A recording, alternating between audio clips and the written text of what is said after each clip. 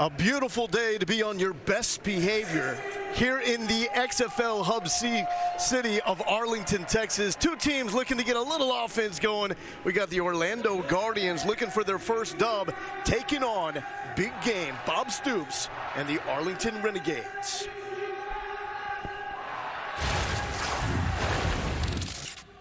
Thank you, Aaron.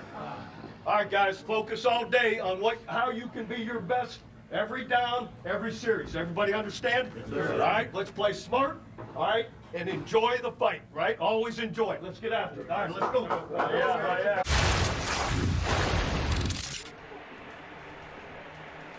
And there is Terrell Buckley, head coach of Orlando, that's made a lot of changes in this week after the 0-2 start, trying to get something sparked going in the right direction for the Orlando Guardians. Here's what we're looking at in the XFL standings. DC moves to 3-0 as St. Louis almost pulled off another miraculous comeback. They dropped to 2-1. Here in the South, it's still all about Houston. They'll play San Antonio later tonight. Meanwhile, Arlington 1-1 on the season. With that, hello and welcome to Choctaw Stadium. I'm Lowell Galindo here with Sam Acho. This is a good start to week number 3 if you like offense. The first 2 games of the week, both more than 50 points, the highest scoring game so far this year. Arlington has 2 offensive touchdowns, so they make a change at quarterback with Kyle Sloter. And we talked to offensive coordinator John Hayes. He said it's not just a one-person issue. Our entire offense needs to get better, but we're believing that Kyle Sloter will be the answer to have sustained drives offensively and also to keep the ball protected. Now, Coach Buckley in Orlando, again, after an 0-2 start, they got to figure something out. So they released 5 players this week, 4 of those from the offensive side of the football. Where do they need to get going? It's got to be the protection. We saw 7 sacks given up in week 1, even more sacks given up in week 2. Yes, we saw 5 players released, but also Coach Buckley said that 4 players on the offensive line will be at different positions. Abdul Beecham, the left tackle, will be at right tackle. They signed a new left tackle, so it starts with protecting the quarterbacks as they continue to evaluate who's going to be their guy. And we get to hear it unfold throughout this game. Here's the 6 individuals we have mic'd up, the head coaches. We've got the centers, that's right, Furcron and Hunt giving the big nasties some love, and then the middle linebackers, they'll be calling those defensive plays, so Plummer and Payne will be mic'd. Also, Ian Fitzsimmons and Taylor McGregor down on the sideline with both sides. In the XFL, home team gets to decide if they want to kick it away or return. In this case, Arlington will kick it away. And it's Justin Rogers back deep. Arlington an 8-point favorite. The biggest spread in the XFL so far this season. XFL return rules, teams lining up at the 30 and the 35. They cannot leave those lines until the ball is caught by the return man. Key here for Tyler Russolino is getting it inside the 20-yard line, but in front of the goal line. Otherwise, you're talking about potentially let the opponent start at the positive 45. So this is straight into the end zone. Will be good field position for Robert Ford in Orlando. Double right motion, lead draw right. Huddle.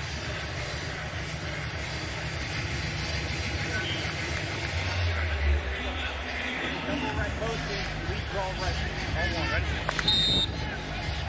Paxton Lynch, the starting quarterback, hearing the plays from his offensive coordinator, Robert Ford.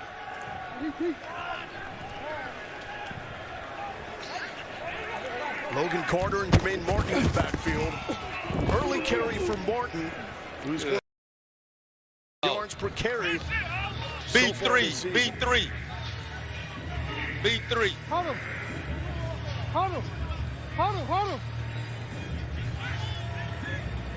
Right. Slice. Slice. Yeah. Level on deck. Level on deck. Yeah. You saw Paxton Lynch checking the wristband. The wristband's a new addition for the Orlando offense this week. Swing pass, complete, and a seam to the 50 for Dedrick Thomas. Level. Huddle. No, just level. Double right. Almost got a high low. Belly right. No, I'm sorry, double right, belly left, belly left. So you hear that? 18! It's going to be an inside zone to the left. An inside run.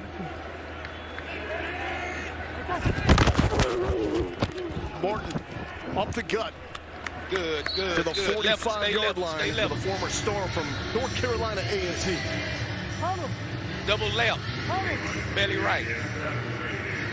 Double left, belly right. Robert Ford told us coming into this game that Orlando may be the best offense on the planet on opening drives. They've scored touchdowns on both of them. Lynch will keep.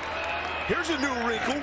And the former Memphis Tiger and first-round pick of the Broncos is good for 7 yards. Hey.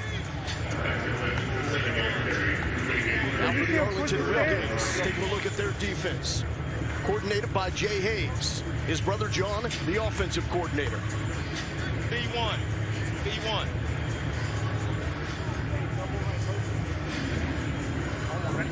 Play calls going through that man, the former Stetson Hatter, Donald Payne, tackling machine. I'm about to be out of here a little bit. Never mind.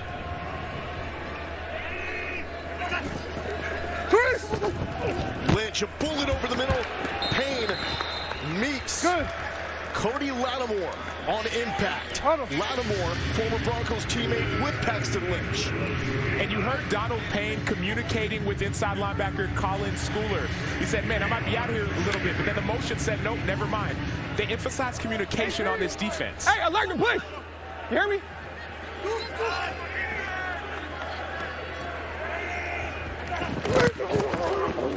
Another quick pass. Lattimore will spin and dropped.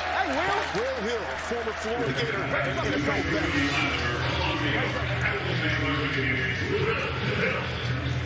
Here we go. Let's go.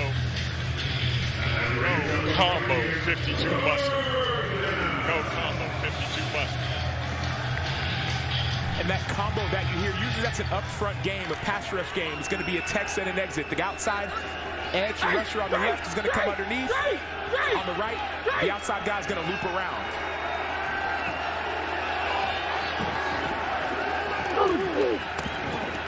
Lynch.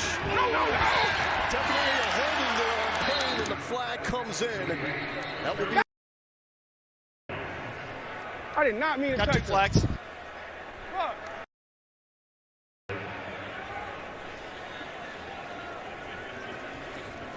Yep, spot foul. Spot's good. The foul occurred downfield, right? Defense number 18. Penalty is a first down at the spot of the foul.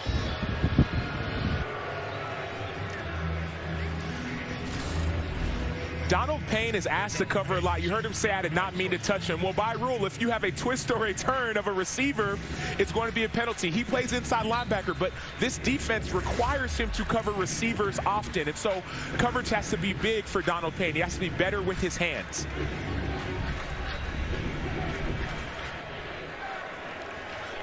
Orlando on the opening drives. They fizzle after that. Lynch will keep again. Cutting it up. Will not be able to elude number 53, Darnell Sankey out of Sacramento State. That's a joke. He's going to be scooped. He's tight. Here we go. We did take a fall, though. Empty right, gone right. Double smash, wide read. Block, duel. API. 53. Damn, that's crazy. Some of the talk you hear is Xavier Furcron, the center, communicating. Inside pressure, Lynch stands tall and on the money. Connecting to Logan Cole. 11. State. Logan Carter Double right, mojo, draw right. Double right, mojo, draw right. And these words are simple. You hear double right, that's the formation. But then that draw right, it's going to be a draw to the running back, to Jermaine Martin. Martin, 4.7 yards per carry. But this one's going backwards, nowhere to go. Second big play by Sankey. Second and 15. Hold him. 7 personnel. B, let's go 34, 34, 34. Here we go. Hey, flank left motion. Charlie 3, 088, H flat. Hold on. Block. Yeah. Block. Great. Wait, no. 18. Back's on the wrong side. Heard the correction from Ford that Morton was lined up on the wrong side. Lynch is going to check down, and it's dropped by Jermaine Morton. A little push afterwards. No flag. Hold him. Good protection. Frisco Jet. Here they come. There we go. Frisco Jet, 59 choice. Frisco Jet, Ned, 59 choice. Time. Hurry up. So third down, Hey. Frisco. Pass rushers. Close it. Get to the quarterback. Great. That's what the jet means in Great. this. 53. Larry. Inside the 10. And we got a whistle and a flag. Delay game on the offense. It's a 5-yard penalty. Still third down.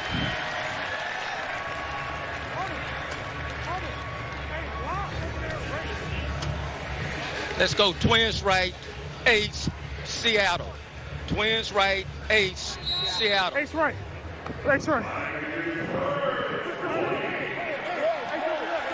Hey, look. 18.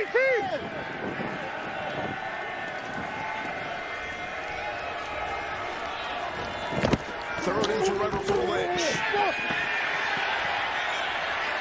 Lynch will pull it down and get inside the 20-yard line to make it a more manageable field goal attempt for Jose Borregales. Field goal. Guardians were moving. Block right. What's up? Block right. The tackle for loss certainly set them back. Here is the former Lou Groza Award winner out of Miami, Jose Borregales, who's 0 for 2 on the season. This from 35. His shortest opportunity of the year. Up and good. Borregales gets his first. Orlando strikes first. So 3 opening drives, 3 scores for Robert Ford and company. The new XFL has arrived. And it is here to stay. 1, 2, 3. We're making it about her and him and them and you. It's a chance for everyone to be a part of something bigger. Something that just might be more than football. Come experience the XFL. Don't wait. Get your single game tickets now at xfl.com/tickets. 8 teams in the XFL spread throughout the country, with the North Division as far north as the Pacific Northwest and Seattle.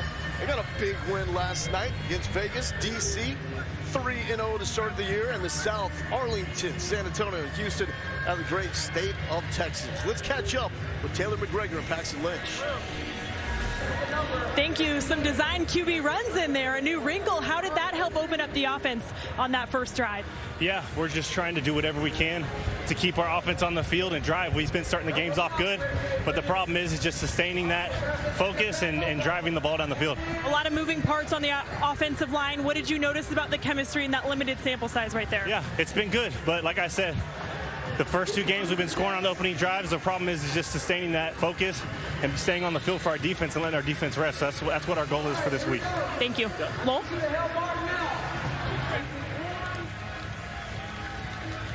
Paxton Lynch, despite the struggles offensively, every time you see a sideline interview with him, handles it as well as you possibly can. Arlington with the return just north of the 25. And here's Kyle Slaughter out of Northern Colorado getting the start.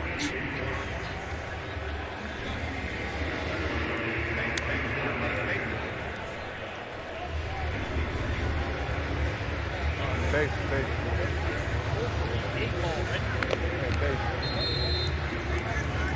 Hey, we got to push. 44. Hey, 44. Hey, ball. His offensive coordinator, John Hayes, in the booth for the first time this season.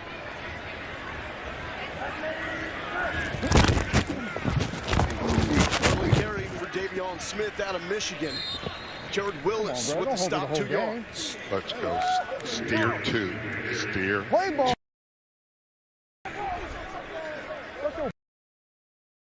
Come on, baby. Go double. Go double.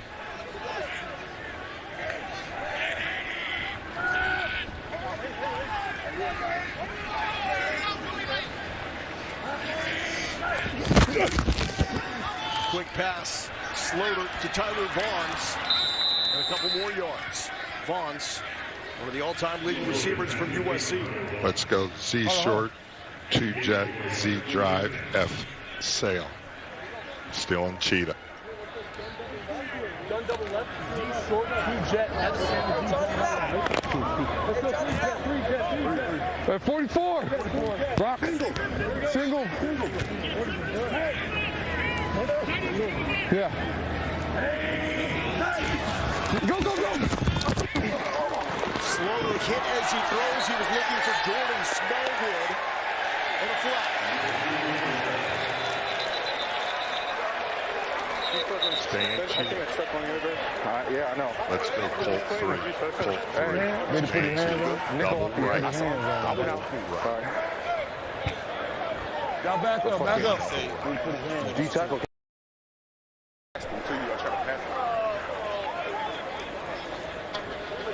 Spots here. 44. Penalties, first It down. should be spot double. foul. They should remember double. That's a PI on Terrence Plummer. Terrence Plummer, he's supposed to. So once you see the receiver coming across, you have to anticipate that he's going to keep on going. Oh, come on, man. Come back down. These are the little things that have driven Terrell Buckley nuts in the early start of the season. Unforced mistakes. Remember last week, 8 first half penalties, 14 overall. That's what's hurting this team. 44.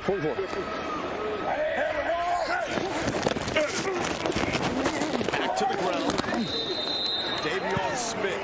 No Keith Ford, who was released by Arlington this week.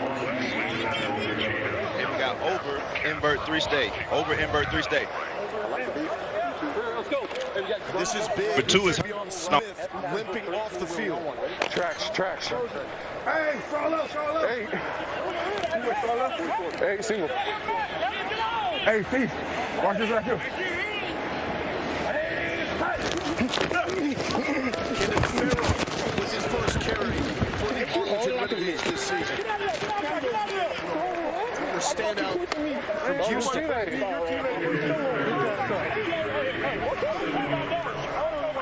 get your ass back there. Hey, shut your ass up. You got gun double right, 200 jet. We got gun double left, 300 jet, Z smoke, F wave, F1 little break.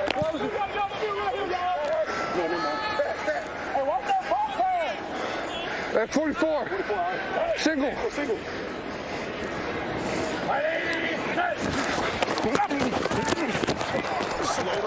Quick pass is going to be close to the sticks, looking for Brandon Arcanada.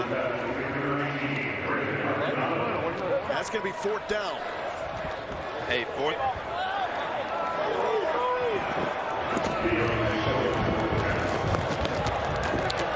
The Arlington fans want Bob Stoops to go for this. Well, you realize that if you punt it right now, this team is thinking about field position. We remember last week all the penalties for Arlington and even some of the missed opportunities in the special teams game. They're trying to win the special teams battle, the field position battle, which is why you punt here. Marquette King, the punter, former All-Pro in the NFL. Flag before the kick. Justin Rogers from inside the 10. Rogers up in at about the 17.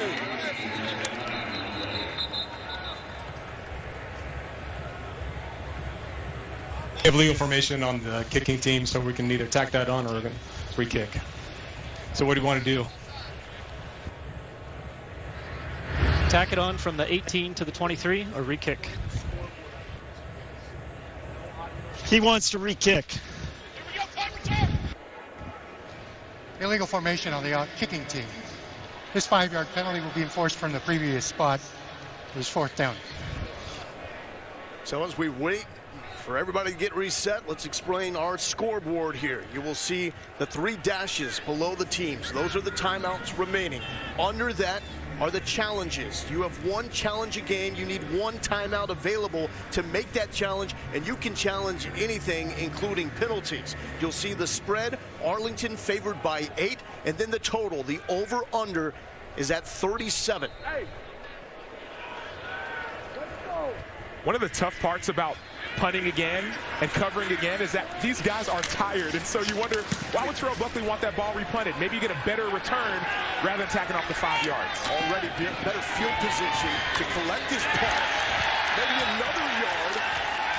Without the work hard for it was Justin Rogers. Orlando says they've got some wrinkles planned for the second offensive drive. We'll see what they look like.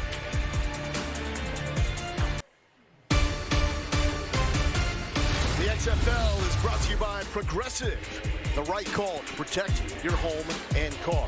Fitz, it looks like you've been eating well on this trip. Hey, man, when you want to get to know an offensive line, you take the cattle to a trough. Wait till halftime, you'll see exactly what I'm talking about. Injury update for the Renegades. Running back Davion Smith, left thigh contusion, Lowell. That's a big one. Arlington really wants to work through their run game. Haven't had a chance because they trailed early in so many games. That's been their goal. They want to establish the run. They haven't been able to because of the penalties and the turnovers. So outside of opening drives, the Orlando offense has not been good. Back to the ground. Martin tries to take the right side backwards. Let's check in with T-Mac. Thank you. Here with middle linebacker Terrence Plummer. What did you make of that opening drive for your defense? We did what we were supposed to do. We've been prepared for it. We came out physical. We got to maintain that for the rest of the game. Linebackers coach Mark Snyder was talking to you. What did he say? He said, you know, make sure we get our calls, make sure we getting everything lined up like we're supposed to. We stay sound. We should be good in this game. So that's going to be my job to help out, and my teammates going to help me with that too. Thank you. Lowell? Taylor, thank you. Lynch was solid on the first drive. Martin hits it. The ball is out. Arlington with their 7th takeaway of the season. But we got a flag down at the 5. 16. 16's a good spot. 16. He's declined. The result is an interception and a 1st down for Arlington.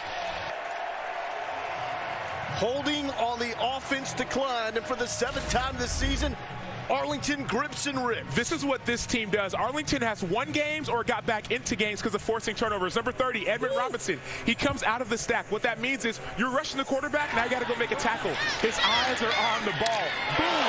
That hit changes everything.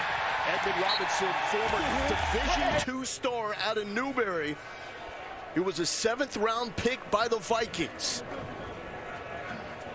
Slaughter with great field position at the 16. Over the middle.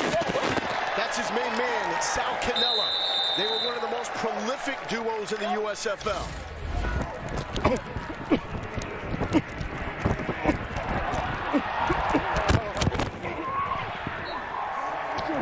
We're at it. Absolutely love those looks. 44. Hey, why? That was the do-it-all Donald Payne with the recovery.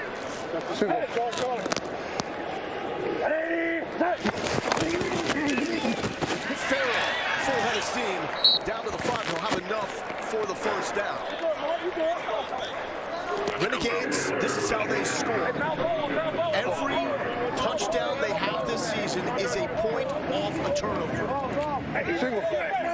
Either a pick 6 or after a takeaway, a touchdown. And that is Davion Smith checking back into the game. And sometimes that becomes your identity. People say, well, these turnovers. Let's go jumbo. Let's go strong right 34 duo find.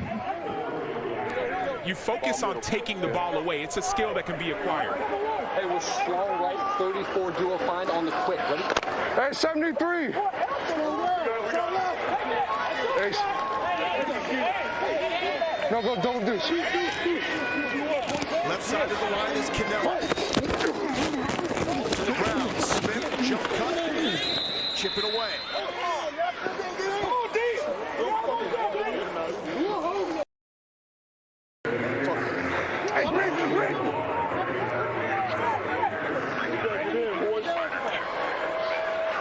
There you go. Hey, straight two. Straight two, straight two. Straight two. All cross, all one, right? You're at that fudge. Hey, 44, single. Draw left. Here we go. I forward with Nate Becker, the tight end. Gives it to Smith. They'll throw. Slaughter to the end zone. Looking for Canella. It was behind. Decision time on fourth down.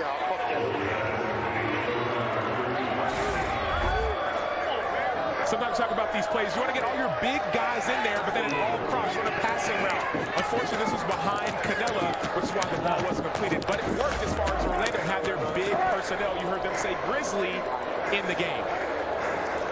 Help set up Taylor Russolino.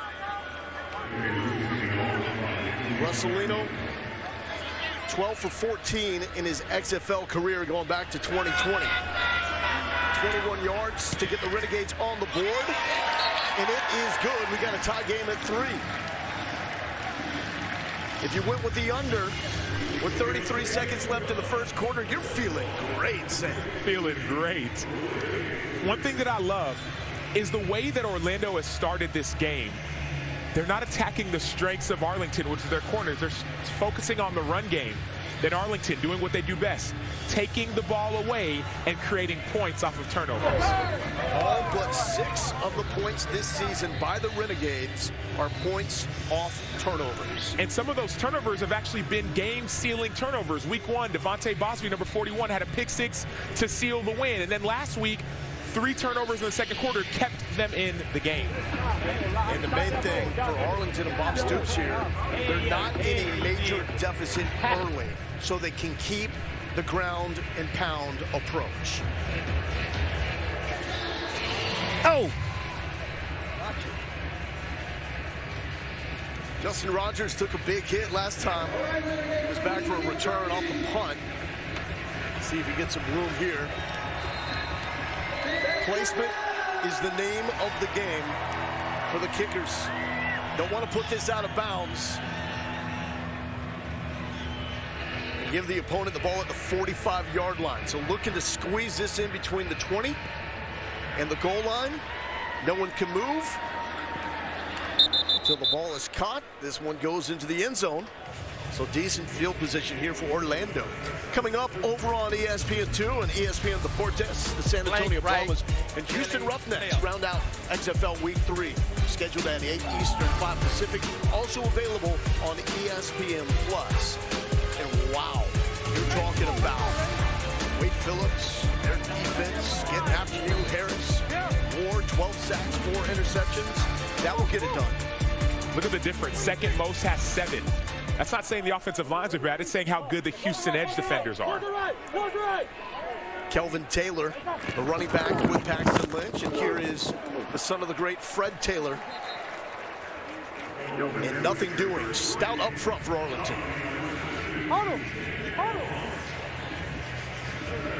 Way up low. Let's take the quarter. Don't snap it. Do not snap it. Do not snap it. 52. Do not snap it. He knows it. He know it. He know it. He knows it. Ford wants Lynch to take this one all the way down and go to the second quarter. And the veteran quarterback will. So Orlando with a good opening drive. It stalled. They settled for a field goal. And then Arlington with their 7th takeaway of the season. They got a field goal. And at the end of one, it's 3-3. The XFL gets you closer to football than ever before. Coach John, aloha. Exhale on 1, right? Where every decision is crucial. We do not kick extra points. We're going for three. We're going for three. And anything could happen. They converted on 4th and 15. This is the XFL. Touchdown. The XFL continues with Week 4 doubleheaders. Saturday on FX and Sunday on ESPN2. We're in the XFL's hub city of Arlington, Texas, going into the second quarter, tied up at 3. Here's Taylor McGregor. Coach, I just saw you talking to the referees. What were you talking to them about? They holding our center on a punt. So we're just trying to make sure that they looking at that and we get that call. I know you wanted to clean up penalties and turnovers. How do you fix that in the middle of a game right now? Just keep doing. We had the one he's hit behind right there, and we're trying to get our line to move up. So they're doing a good job. Thank you. Bull? Orlando has been outscored 36-0 across the second and third quarters through 2 games. But Coach Buckley showed his team a highlight video on Monday and put a very positive spin on what has been a rough start to the year. Lynch play action. Lynch will go down. Swallowed up. Will Hill was there along with Bunmi Rotimi, who was just signed this week. Will Hill lives in the backfield. He had a huge tackle for loss last week. We talked about offensive line. This is Will Hill on the tight end, winning inside. He's a defensive back, but he knows how to live in the backfield, get after quarterbacks, and win his one-on-one. Hill, an absolutely great player at Florida. Rotimi out of Old Dominion. Delay. Good defense up the middle by T.J. Barnes, a mountain of a man.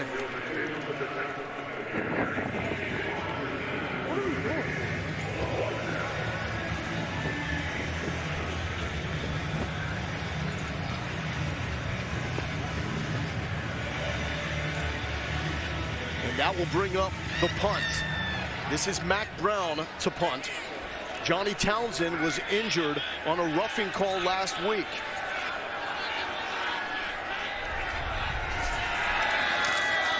Joe Powell back deep. Gunners are not allowed to leave until the punt is off. Powell. Big hit, but he takes it to the 45-yard line.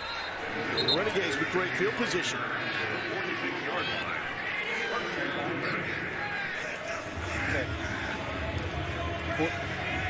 45.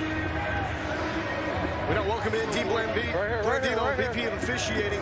Dean, when it comes to the kicking game, what are the rules based around when it comes to the punt returns?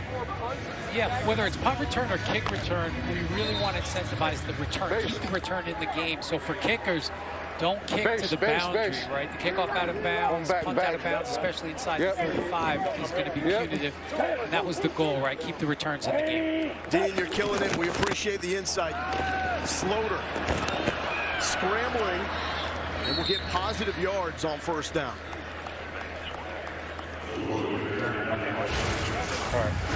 You can't keep doing this. Can you take field goal steps or 2 steps or something?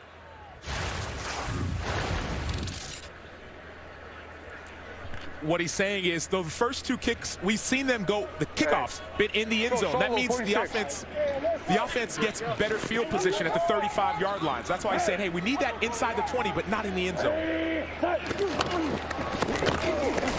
Back to work for Smith. Hardy gain up the middle. Dean Blandino talked about some of these rules to incentivize returns. Well, one of those rules on the kickoff is if the ball goes into the end zone, that's called a major touchback, the ball comes all the way out to the 35-yard line. So you have to kick it, whether wind or what have you, it has to be in the field of play.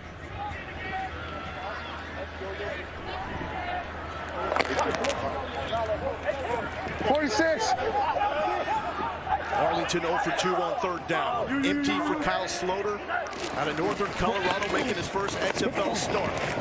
Tight window secured by the former Washington State Cougar, Brandon Arconado. Brandon Arconado out of Washington State. He tied the single season record at Washington State with 700-yard receiving games. 78 catches in his final year. You want to take a guess how many he had before that? I don't know. Yellow. Definition of a breakout year. 46. Here's Smith.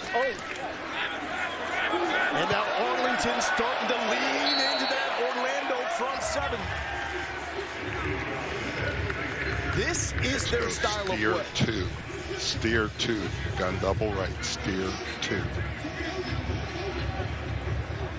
You hear they want to lean on that run game, and Orlando's saying, hey, 40. they're going to limit 60 yards or less rushing.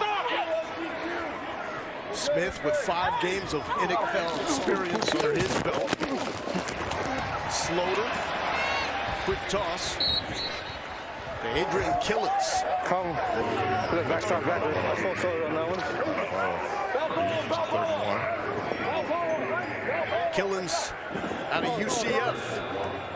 Knows all about football in Orlando. Single.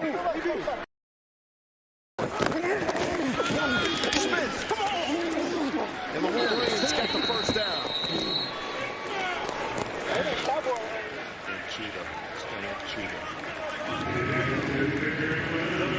Now we talk about Kyle Slaughter and his experience. First start in the XFL.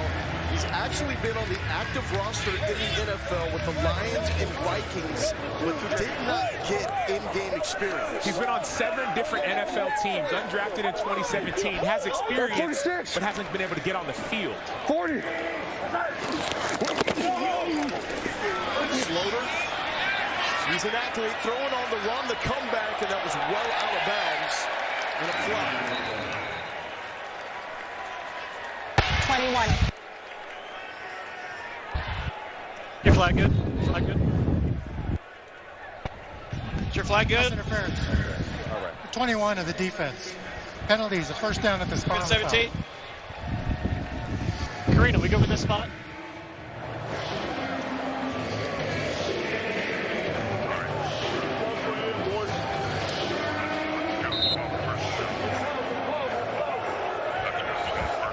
Clock's going. Sub in the game. Now we talked about challenges. This is a play that Terrell Buckley could challenge. Single 40. Single 40. To see if that actually was a PI.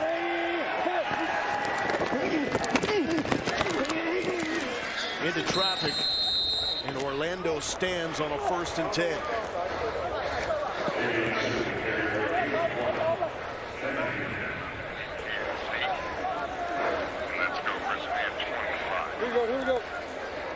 Here we go. We got deuce left, fake 97, naked right, left slam on one. See that naked call. It's going to be a naked boot. Fake run. He's going to run out. No blockers in front of him. Single. Slaughter was a kick returner and punt returner. We're taking over a quarterback in college. He's got a man in his face. Slaughter, tough angle. He's got his go-to man, Sal Cannella, out of Auburn. Let's go. Let's go Balboa. Let's go Balboa. Let's go Balboa. Cannella led the USFL tight ends in receiving yards when Slaughter was his quarterback. Smith, not much going on first down. Stay on it. Come on. Whoa, Sack. Sack. Stop holding him. Get your freaking hands off of him. Here we go. Let's go. Hey, we're going on the block. Strong right, 34, dual find on the block. 4th and 1. All the tight ends in for Arlington.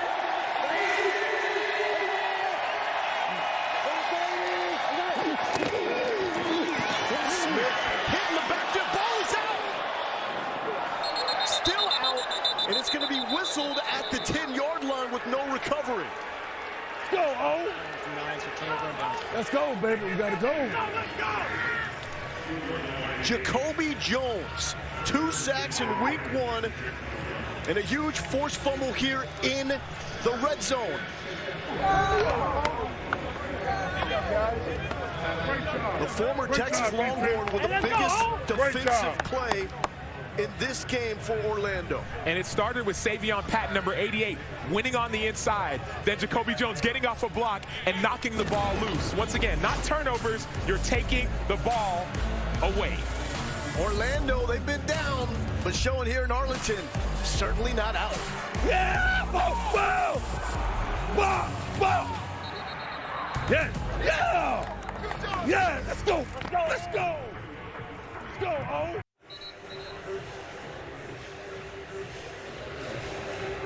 Welcome back to Orlando. Let's bring in Dean Blandino. Dean, can you clean up what we just saw with 4th down and the 4th fumble? Yeah, remember, on 4th down or in the last 2 minutes of the half, there's a rule, either a 4th down fumble or 2 minute. Only the fumbling player can recover in advance. And since number 77 for Arlington recovered, he wasn't the fumbling player. It comes back to that spot. The play is blown dead. That's why the ball's at the 10. Dean, thank you so much. We appreciate it. You got it. And Jacoby Jones was one of the players that T-Buck pointed out coming into this game. He's been a force defensively. He's had limited reps, but every time he's gotten in the game, he's made plays, getting sacks, affecting the quarterback, tackles in the run game. That's what this team has been looking for. Jermaine Martin, 1st down. That's a solid gain. Hold on.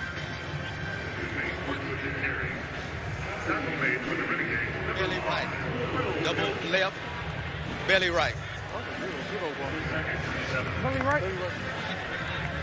You hear that word belly again. And inside zone, inside run. This offense is leaning on the run game, not attacking the outside.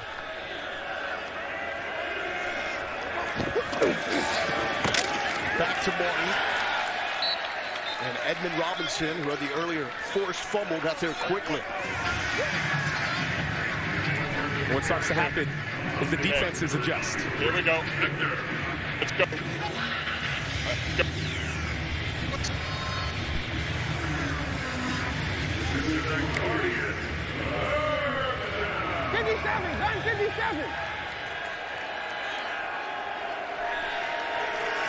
35 for the Guardians, who are 0-2 on 3rd down.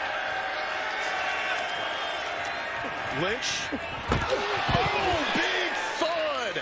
Charleston Rambo brought it in, but Donald Payne made him pay. Move the chains anyways. What's interesting about that play, yes, it's a great catch, but it's the protection. We have not seen this kind of protection for Paxton Lynch in either of the last 2 weeks. So some of the changes that we've seen for this offensive line have been effective early on. And Robert Ford, the OC, told us shorter and easier passes for Lynch this week. 29. Lynch, low, looked like it hit the turf, incomplete to Latimer. Double right. Huddle. One of the things you hear 53, 29. That's the center. Press right. Calling out who's the Mike linebacker. Which way am I sliding to? Which way am I going? Who am I going to block? That helps the entire offensive line. And until it's inside 2 minutes and a half, the clock runs after incompletions as Eli Rogers on the ended round slips 1 tackle, gets a couple of yards. So you see the time ticking away, even out of bounds. You look at the over-under, and you took under, and you wish that clock Level was bulldog, level bulldog, level bulldog. Huddle. Hey, white right, 8 right, 794. Block. Hey, I know you got 100. You got 50. Hey, 29. Going right. Look. Lynch out of breath calling the plays. Former first rounder by the Broncos, and we will have a timeout. Timeout. Clock was winding down.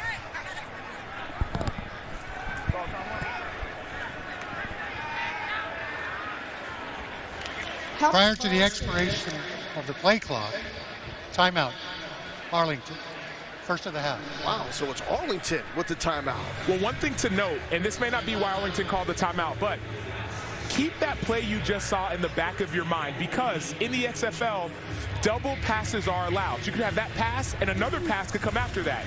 Could be a setup for something later. I don't think we've seen that yet this year.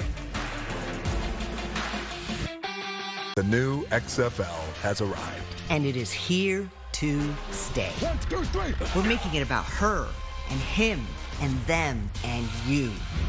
It's a chance for everyone to be a part of something bigger. Something that just might be more than football. Come experience the XFL. Don't wait. Get your single game tickets now at xfl.com/tickets. Arlington went for it on 4th and 1 at the 10-yard line. Orlando got a forced fumble from Jacoby Jones.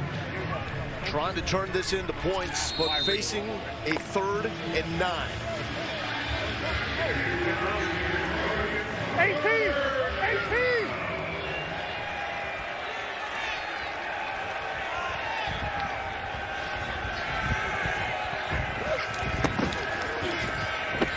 Lynch with time. Behind Rodgers. Did Rodgers make the catch? He did. Eli Rodgers, former Pittsburgh Steeler with a gain of 19. Oh, we up there, look. Hey, base. Here we go. Tight, Sam B33. Base. So what that means, base, you're going to get your 3 down linemen. You see those big guys coming in. Tight, Sam, the Sam linebacker, which is to the tight end, is going to blitz off the edge. Me, that Sam says me, I'm blitzing. 33, you're in cover 3. Get off, 14. Get back,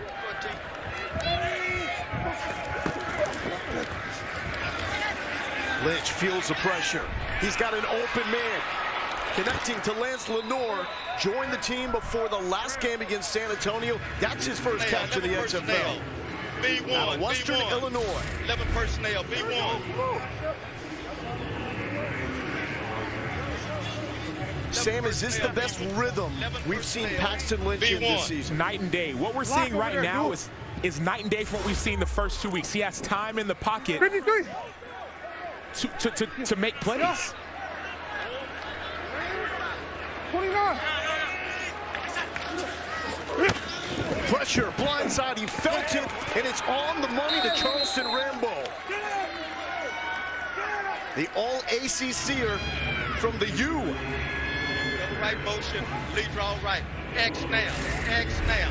See, he felt the pressure, so Paxton Lynch, he knows it's coming, gets the ball out quick, and then Rambo makes the catch. But what's happening is he feels protected, so his feet can be calmer in the pocket. Should point out, started his career with Bob Stoops at OU. No, 80. Delay to Martin. Left side, Martin. And we got a flag coming in. Arlington saying it's a hold on Orlando. Holding. 59 on the offense. It's a 10-yard penalty still. First down. That's the center, Xavion Furcron. And I know this is making Terrell Buckley's blood boil. But he has to be happy with the changes on the offensive line, the time that his quarterbacks have in the pocket. That has to be pleasing him. I understand the penalties, but this long sustained drive is the first one we've seen past the first series in either of the last 2 games. They made changes on the offensive line. They brought Brett Boyko in out of UNLV. He gets to start at left tackle. It allows him to move Abdul Beecham, number 77, from left tackle to right tackle, where he's more comfortable. 1st and 20. Quick pass by Lynch, and that's back to Rambo. Fitz, what do you got? Lowell, this line on this game opened at Arlington -8. It is now down to Arlington -3.5 to 4 at Caesar Sportsbook. And now it's down to 2.5, I'm told. So, Sacha, I wonder with this offense right now, the communication from offensive coordinator Robert Ford not going through Shane Matthews and just a direct communication now, how that's kind of streamlined the play calling here for Orlando. Yes, and if you're listening, you're saying, man, these play calls don't sound the same as the first 2 weeks. To Martin, following the big boys on the left side, and the ball is stripped. Arlington says they've got it, and they do. Give them another 8 takeaways for the Renegades defense. If we like averages, this is the law of averages. They had 3 in week 1, 3 in week 2. They say turnovers, takeaways, they come in bunches. Watch this ball get knocked out and recovered. Arlington has won games this way, and sometimes if you don't have a rhythm offensively or maybe even defensively, you find ways to make plays. That ball looked like it was knocked out by his own teammate. That was Fred Eloina from Oregon State. His left elbow got into Martin, and that knocked the football out. Josiah Coatney recovers. 42, wow. 44. So Arlington forcing turnovers when they're not even involved in the hit. Slaughter, quick strike. That's to Canella. You get it how you live. Any way you can get it, you take it. 2-minute warning time. Orlando was driving, they coughed it up. Now there's 2 minutes for Slaughter to find the end zone.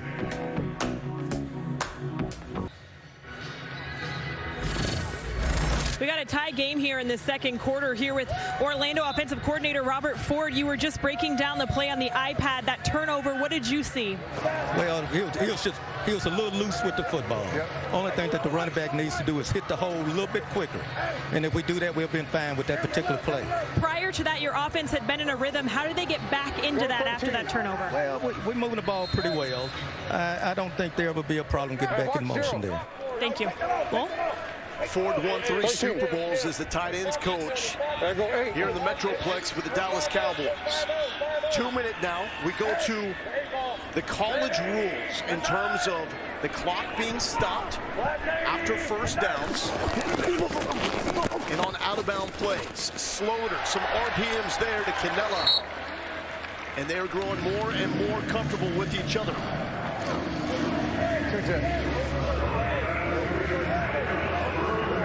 Arlington has 2 timeouts to work with. Hey, Lee. Slaughter floating. We got a flag as that throw was long to Arcanada.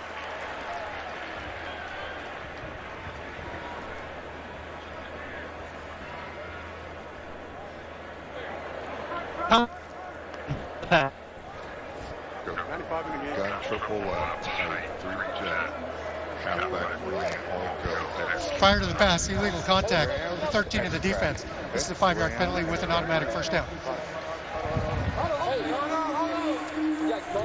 So that call, obviously, there's going to be a whole...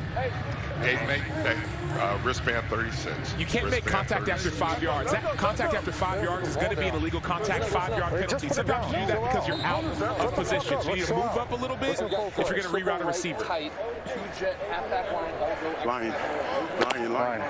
Crack. Third Orlando defensive penalty resulting in first down. Yep. Lee. Yeah, let's slide to it. Right side pressure, and Slaughter's just going to have to spike this one. The first 3 episodes of the 9-part docuseries Player 54, Chasing the XFL Dream, are available now on ESPN+. Award-winning director Peter Berg brings you inside the creation of the league and takes an in-depth look at the players and coaches living their dream of playing professional football. To get ESPN+, go to ESPNplus.com and download the ESPN app. Lee! We're good. High snap. Davion Smith right up the middle. Following the blocks of Cameron Hunt.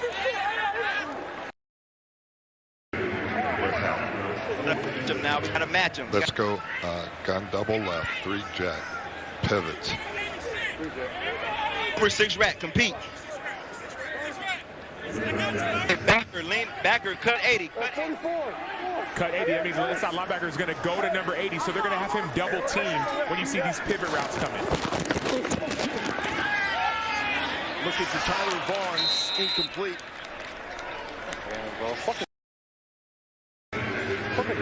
What do you see? I'm seeing him protecting the football, but also hitting Sal Canella. They had a connection even last year in the USFL, but more importantly, Sal sees 11 catches. XFL out of all receivers. He's also 3rd in receiving yards. That will set up a punt with 1:04 left. Marquette King lets it fly. No one can leave until the punt is off the foot of the punter. This one, we have 15. So 56 seconds. 11 personnel. Orlando has all 3 timeouts. Personnel, okay? How aggressive do you think they are? Well, they have 11 personnel. 11 personnel, 1 tight end, 1 running back. They have not been an aggressive team. Quick Ace, Houston, Ohio, okay? Quick Ace, Houston, Ohio. Lock. What you do is first play, you try to see if you can make a play and then get some momentum to continue that drive. And with ball security issues, that has to be paramount. Quick throw, Latimer lost it. Incomplete pass. Because the thing you don't want to do is give the other team good field position when you're in, we call it the black zone. You're backed up. Here we go. Let's go. Rush, read Tom, 52 straight. Rush, read Tom, 52 straight. Hey, watch the check down on the back. You heard me, Shaq? 52 straight. What? Rush. 52 straight. Donald Payne alerting his defense to watch the check down. Take him. Kelvin Taylor is the running back. Delay. Taylor with some room to run. That's a gain of 8 yards. Let's go. If you went with the over, I'm sorry. Super Tex, 1 field. You will be sweating out the second half. Super Tex, 1 field. So you're at super text and 1 peel. That means whoever's on the edge to the running back is going to peel if the running back releases. You got a man-to-man. Super text should be 2 inside defensive tackles going one way and then 1 guy on the outside looping around. Third down for Lynch to Latimer. Latimer showing the burst out of bounds as well to stop the clock. And he's at the 47-yard line. Gain of 25 for the former Indiana Hoosier. So you hear plays like super text, that's a blitz. You're bringing 4, 5, even 6 people. So you're going to have to be one-on-one, and you have to win your one-on-one. Latimer knows that. He knows the middle of the field is going to be open, and they had a great connection. But now are you kicking yourself that you didn't use those timeouts? 52 straight. Read Tom, 52 straight. Hey, I mean, obviously content just to go on the break, knowing they're tied and not trailing. And that goes with that mentality of being, whether you're being aggressive versus playing it safe. And we've seen this team first couple weeks play it safe. Now they're trying to open up the playbook a little bit more. Coming up over on ESPN2 and ESPN Deportes, the San Antonio Brahmas, Houston Roughnecks, rounding out XFL Week 3, 8 Eastern, 5 Pacific, also available on ESPN+. First 2 games of Week 3 have been offensive thrillers, more than 50 points in each game. And now we've got 6 points total here with these 2 teams. Sea Dragons, wow.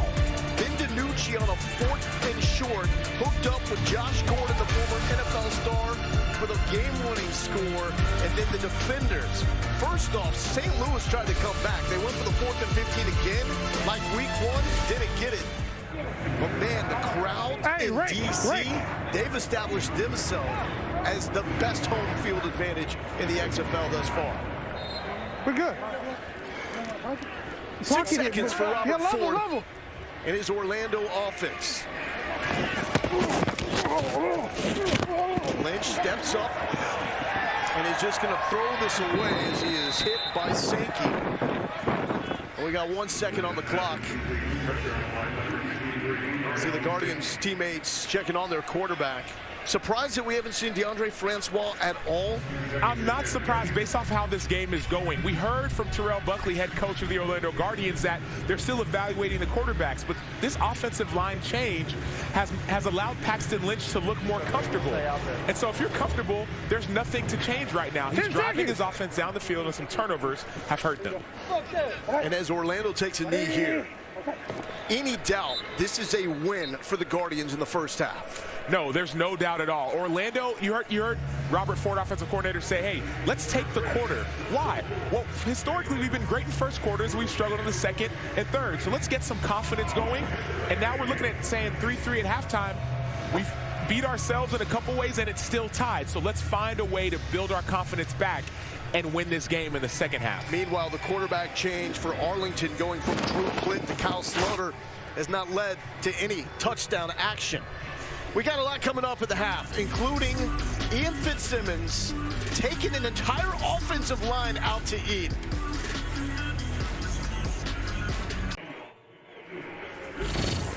A lot of defense, offense trying to get something going.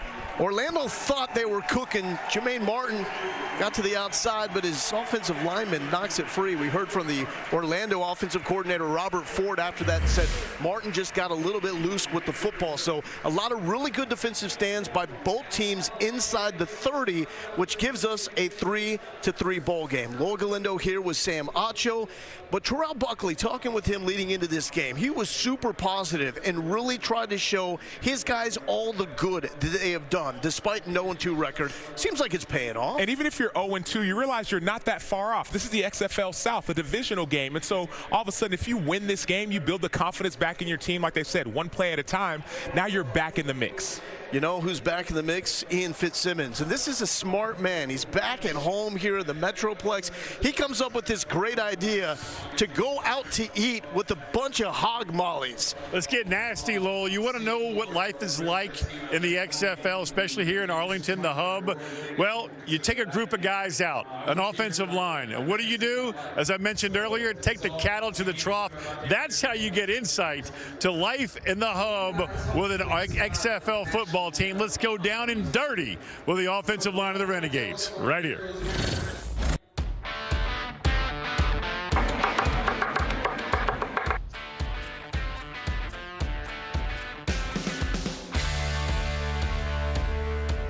We got these down here, man. So pass these around. Pass those down.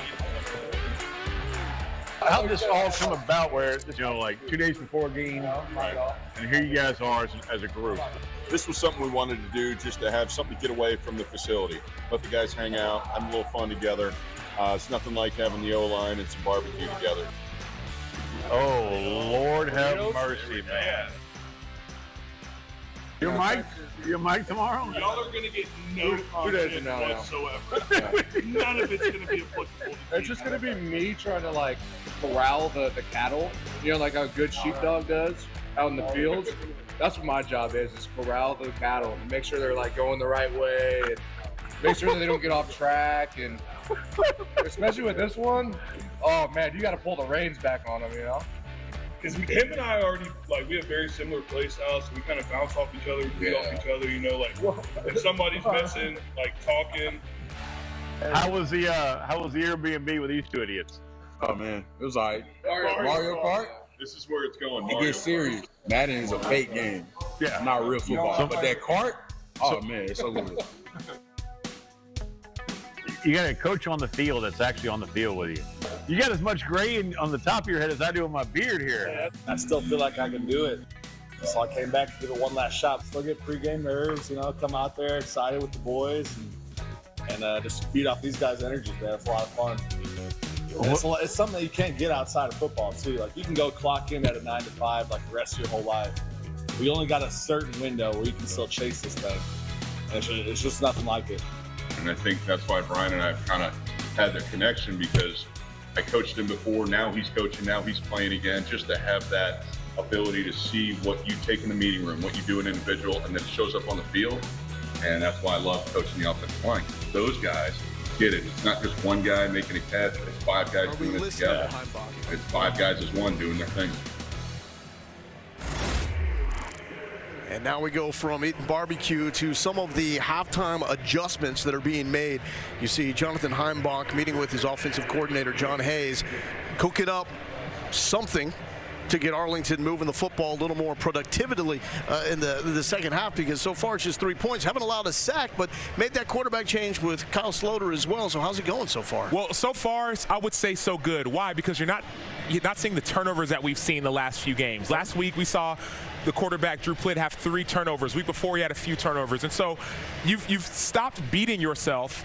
Now that you've done that, you need to find ways to win the game. And so it's not just check downs, it's not just protecting the ball, it's finding a way to take the top off of the defense, and then you make an explosive play to get some momentum in this game. And Arlington has shown us through 2 games they're better offensively as the game goes on. Second half coming up.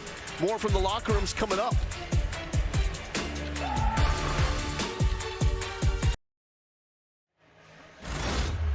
What am I at? You at Y.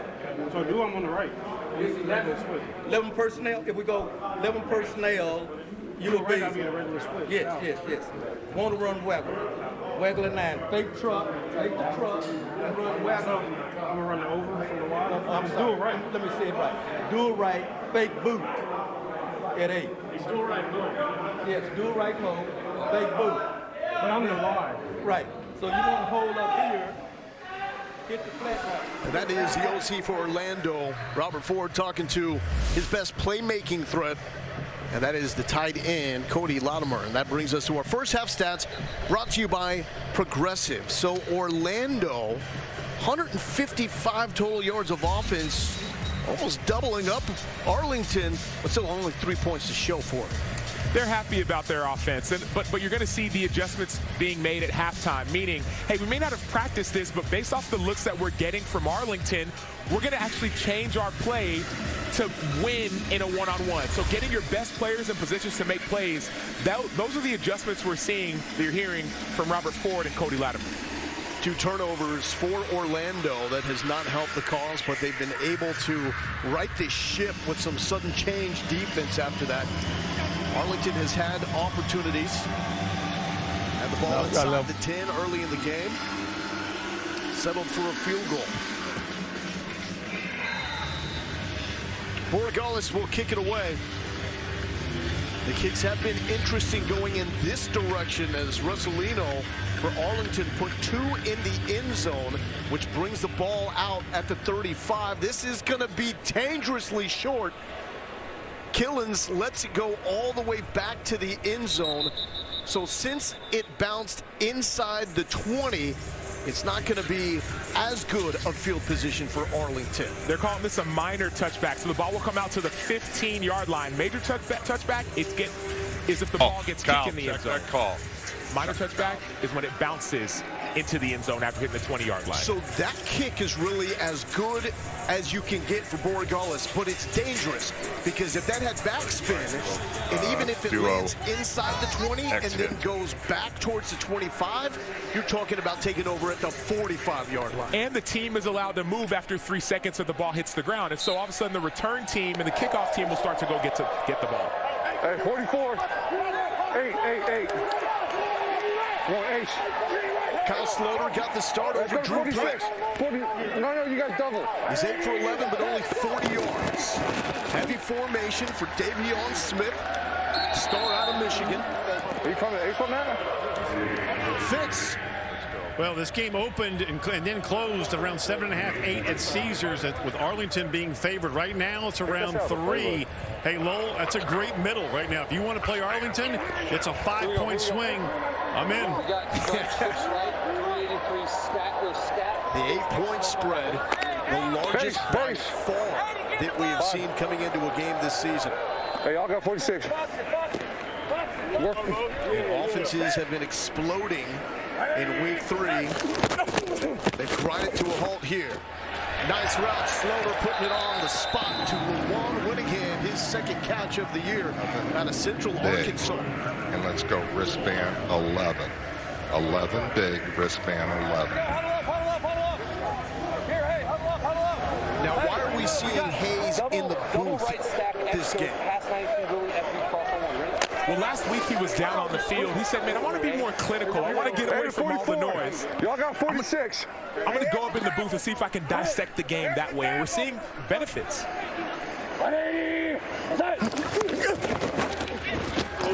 Sloter cannot escape the pressure from Terrence Plummer. the UCF Knight with the sack. And one thing that people forget is on the sideline, there's yelling, there's screaming, there's noise, there's all this pressure. Up in the booth, you can be quiet by yourself. You can look at things. You can see more. Hey, over invert 3 stay. Over invert 3 stay. First sack by Orlando in this game. That's now 9 sacks allowed on the season by Arlington. Watch the crack, Matt. Watch the crack. Came into this game with only Orlando allowing more. Uh-oh, Smith in trouble. Flex on him. Why don't you, Terrence Smith? The Florida State Seminole, a guy with 38 career tackles in the NFL, makes a stop. He's been playing well all season, and the coaches pointed out he's one of the leaders on this team, even amidst the 2-game loss. This is an entirely different Orlando team. The struggles of the first 2 weeks are behind them.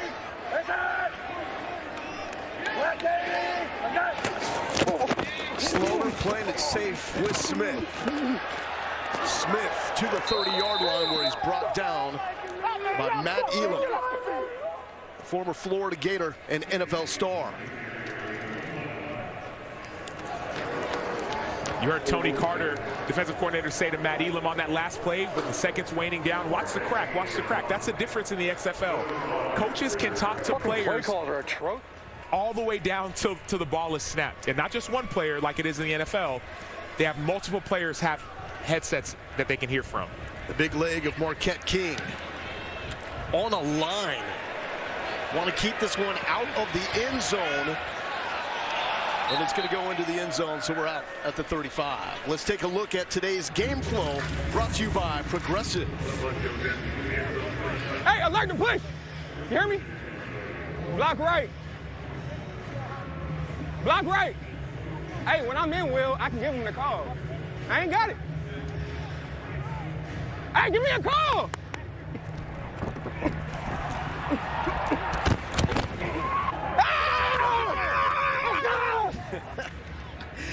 Donald Payne, that man is a tackling machine out of Stetson. 3-time All-American on the FCS level. He had 538 tackles in his career. He had 30 tackles in one game. One game. Orlando on the ground. Good second effort there by Kelvin Taylor. Let's check in with Taylor McGregor. I'm here with Keith Wagner, offensive line coach for Orlando. What about the adjustments you guys made on the line this week have worked? Well, we brought in another player, and that's what we've been doing. We've just been upgrading our talent. You know, the guys that we took early, you know, they were good players, but, you know, we needed to upgrade. So we took Brett Boyko, who played in the NFL for 3 years, and he's a starting left tackle, and he's really solidified that spot right now. How do you feel like it's changed Lynch's pocket presence? I think a lot of times because now he can be confident to sit back there and he doesn't have to worry about guys being on him right now. I think that's given him a lot more confidence to set his feet and throw because he's really a big-time quarterback. Thanks, Coach. Well, and a big body at 6'7", 244, putting all of that into Shakur Brown and Joe Powell. That's been a wrinkle we've seen more. The legs. Yeah, he's kept the ball more. Remember, he's a first-round pick. He's big, he's tall, he's long. He hasn't used his legs as much this season. Now he's getting able to do it. 22 yards on the ground for Paxton Lynch. Now showing the arm. Good blitz pickup there by Taylor to keep Lynch clean. I'm there.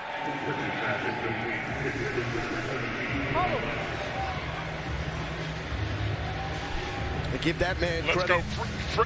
Frisco. Oh. Here we go. Let's go. Load Strongs. Sting Blue. Load Strongs. Load Strong. Sting Blue. Sting Blue. Has coordinated a terrific game. His Renegades team forcing 2 more turnovers. Toss. And a solid run by Dedrick Thomas. Hey, let's check it. Double left motion. No, let's just go twins left, scat left, Y option 5. Scat left. Did you hear that? We got a check. What was that? So it sounds like on the defense they're saying, hey, if we have this blue call, which looks like it's a cover 2, and we have this formation, a condensed formation, meaning all the receivers are tight, we need to check out of this cover 2 and get someone else down in the box. Orlando has converted their last 3 on 3rd down. Lynch off the back foot. That's his go-to man, Cody Latimer. They were twice neighbors in Denver when they played for the Broncos. And many of these calls, going back to that last call, that check blue. Hey, did I get the pocket call? Yeah, it has a. I picked up the 36. Yeah. 9 choice. It has a check based off of formation. 15 players on each team get the communication devices. It's up to the teams to determine who will wear them in their helmets. This week, Orlando has decided every receiver on the roster will get a headset. Because there's a lot of newness with this offense. Lynch hit hard, brought down. Darnell Sankey and Josiah Coatney are there. Sankey out of Sacramento State. One of the issues with trying to take a shot downfield is that you have to have protection. You see running back and you see tight end going over the block, but they weren't able to keep the protection long enough to get the shot downfield. And Will Clark out of West Virginia, the guy they call Pops, had some of that early pressure as well. 53! 53!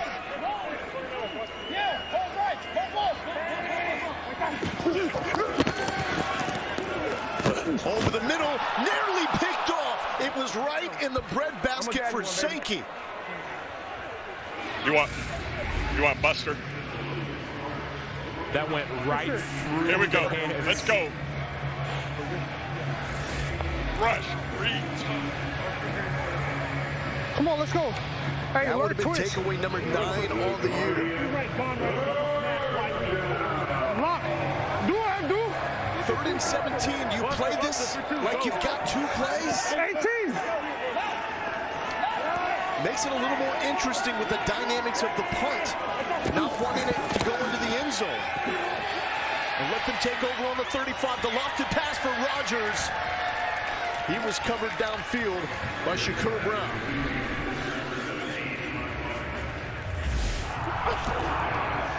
Damn. I'm going to add you one, baby. Come on, come on. Get up. Defensive slugfest. That man has his defense helping him bring in a new year. Celebrated his birthday on Friday. He did, coaching alongside his brother, John, at offensive coordinator. Killins calling for the fair catch. There's contact as well. That's going to be a flag as Killins called for the fair catch clearly.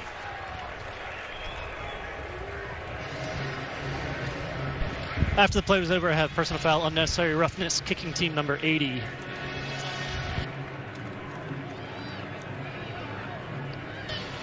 Personal foul, unnecessary roughness, kicking team number 80. 15-yard penalty will be enforced from the end of the play with automatic first down. Timeout on the field. So Jay Hayes has the defense working. His bro John has to get the offense cooking.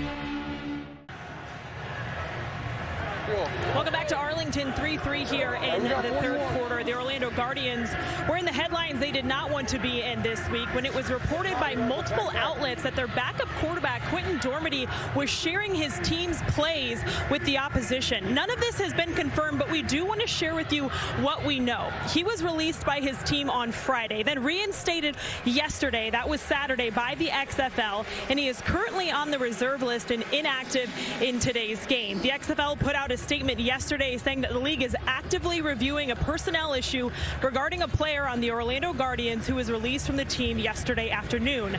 Additional information on this situation was brought to the attention of the league overnight, and the league has reinstated the player while it conducts a formal investigation into this issue.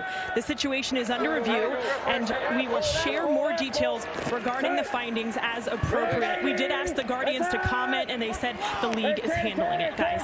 The only thing Terrell Buckley could add is that he's been adamant about having a multi-quarterback system, and Dormady did not want to be part of that approach. Aggressive tackle for the Guardians defense here, and they're showing some fight. Lakia Henry with the stop. So with all these distractions, what do you think about the job that Buckley has done?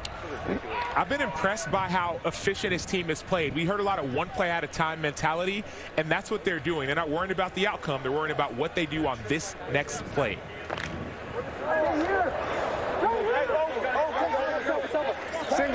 Buckley also knows the camera showed him. Audio picked him up. Visibly frustrated. Told us as Farrer gets the carry, he's a competitor, and that's going to come out during games. There was even a moment with Eli Rogers on the sideline where Rogers said, "I'm not coming out," and Buckley responded to that. All right, rush six rat, rush six rat. They found out after the game, though, that Rogers was talking to himself, trying to motivate himself. Mike. Outside leverage. Outside leverage, Mike. You heard Tony Carter saying outside leverage. That rat means you're going to have a defender on the inside. Everyone stay outside. You have help on the inside. 3rd and 6. Look out, Slaughter. Clean pocket, and it's tipped and eventually swatted down by Balin Buchanan, son of the former NFL great Ray Buchanan. Sometimes if you can't get to the quarterback, you can get your hands up. You see Savion Patton, I believe that's T-Gray Scales on the other side, getting their hands up and deflecting the ball. Even if you don't get a sack, there are ways to affect the game defensively. Scales with 5 games under his belt in the NFL, last in 2021 with the Steelers. King will punt, lets it rip from the 30. Last time in, it was into the end zone. Orlando got great field position at 35. This a little bit better at about the 26 for Justin Rogers. Undercrowd, you're feeling great. You're feeling really good with 6 total points. A first 3 games of week 3 have been bonkers. Let's get another one coming up over on ESPN2 and ESPN Deportes. San Antonio Brahmas and Houston Roughnecks rounding out the 3rd week, 8 Eastern, 5 Pacific, also available on ESPN Plus. This is why it's so significant. Take a look at the XFL standings. Look at the South. Orlando, for everything they've been through, they're 0-2. If they can find a way to win here, they get to 1-2. And if Houston, the favorite, beats San Antonio, all of a sudden you get Arlington, San Antonio, and Orlando all at 1-2, and the Guardians are right there in that playoff mix. And Sam, it's early. It is early. Here's Paxton Lynch back to work. Good time, working downfield. Good adjustment, and the catch is made by Jalen Smith. He was signed on Wednesday. The former Louisville Cardinal making an instant impact. I've been so impressed by this offensive line. And yes, we're going to talk about Paxton Lynch, but specifically Abdul Beacham moving over to right tackle. He looks a lot more comfortable in his sets, giving his quarterback time to make a pass. But when you break the 50, this is where dreams go to die. I mean, get done. Both offenses have struggled with breaking midfield. Lynch, quick toss to Thomas. Thomas, 2 men beat. 3, big hit, he's done. Dedrick Thomas with the effort of the afternoon, 11 yards. And 3 dudes juked out. That was that fake toss we saw earlier. Then Dedrick Thomas doing the rest. You're seeing defenders drop their heads. That if you're not looking at the guy, you cannot tackle the man. Keep your head up to make the tackle. Before he started Mississippi State, Dedrick Thomas picked up the nickname Sweet Feet. And we see why.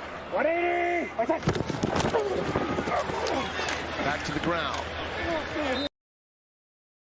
Sink it with the stop. We've said his name a lot. Double right, Seattle, 12 speed, double right, Seattle. Oz, United States.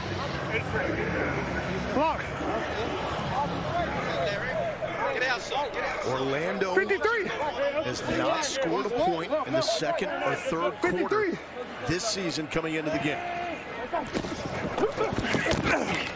Lynch dumped down to Taylor. Taylor with the next move inside. Upended. And that is Darnell Sankey from Sacramento State once again. One back speed. One back speed. Quick.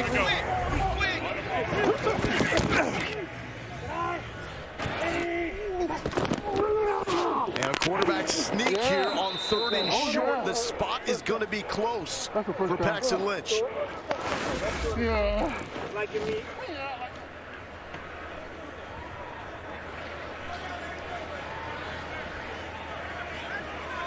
Let's see what we got. So it looks like it's short. The red hat, the ball spotter, is marking Paxton Lynch short. Here we go, 4th down. Lynch gets it this time easily.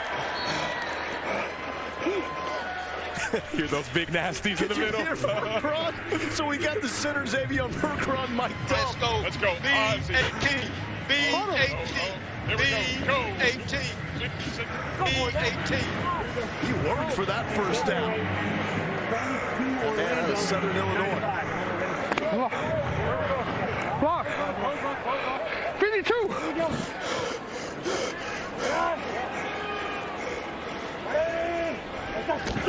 Orlando has to find something extra here. Comeback incomplete, as Lenore was the intended receiver. Hey, right here.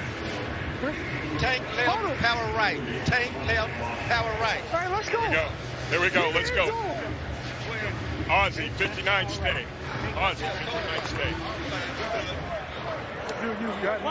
Power right, so you believe it's going to be a power to the right side, pulling the left guard and running it behind the tight end to the right side of the ball. Taylor with the carry. Taylor with a good initial burst. He's got it at the 20-yard line. Will set up a 3rd and manageable. Will Hill calling Schooler there with the stops. Let's go, 11 personnel. 11 personnel. Twins right, scat right, Y option 5. Twins right, scat right, Y option 5.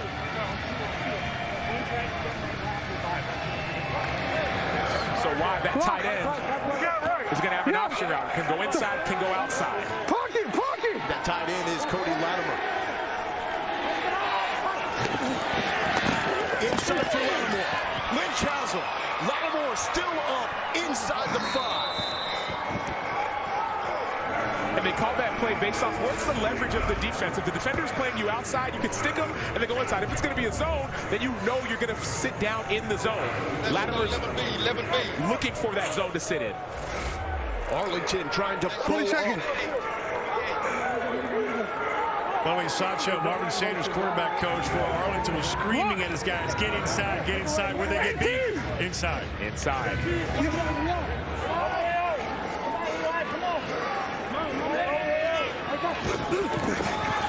Lynch looking for Deborah Thomas. Thomas didn't see it.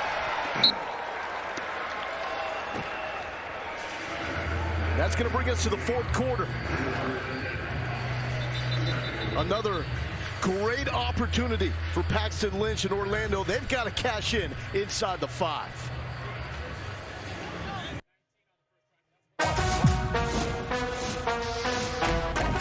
This is a chance for a second chance. Rediscovered, revitalized, reborn. Hey, blitz. Okay. This is what you want. Game on the line going into the 4th quarter. 2 teams trying to live the dream and leaving everything out there to help them get there. Orlando 0-2 inside the 5. Robert Ford trying to draw up a gym.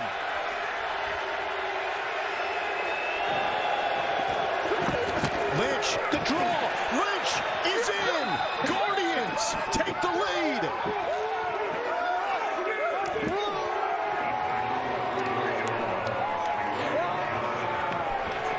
That 6-7 frame from Paxton Lynch means a lot. What's going to mean more You're going to go for 1, 2, or go for 3 on this conversion. And keep in mind, Orlando has not converted an extra point this season. Twins left for middle. 4. Let's go middle. Middle. So you pick your yard line and the hash. Yeah, right behind me. We gonna get this. For the 2-yard go line. Buffalo. 2 points for the Twins 5. left, Buffalo. 3 points, the June Jones special from the 10. Buffalo left. This will be a inside zone. 1-point conversion here. Inside zone, you heard them say. That's what that Buffalo call is. They got a tight end. It's going to be an inside run. You think you can get 2 yards on this run? Taylor, the running back. Lynch, backing up, still up, directing traffic, and will be dropped. Guardians 0 for 5 on extra points this season. Fake the inside zone, go for the pass. Unfortunately, it did not work out. Now, 6-point game. What does Arlington do to come back?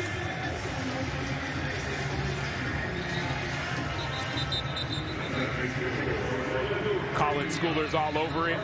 Gets the takedown. Colin Schooler made a lot of plays like that at Arizona and Texas Tech. And we saw this more in his days with the Memphis Tigers. Lynch with the run game. Former first-round pick to the Denver Broncos. Big-bodied quarterback. Here's T-Mac. Thank you. Another design QB run. We've been seeing them all day. How do you feel like that has impacted what your offense has been able to do today? Yeah, it feels good. We've done a good job staying locked in. Nobody's lost focus. We've continued to push the ball down the field. Just, kind of hurt ourselves with a couple turnovers and penalties. But when we don't hurt ourselves, it always ends up in points. How have the adjustments to the offensive line impacted the way that you feel back there? I feel good. We knew we just had to continue to work through things. Every single one of us was making mistakes on offense. We just continue to get better each week, and that's what we'll continue to do. Thanks, Paxton.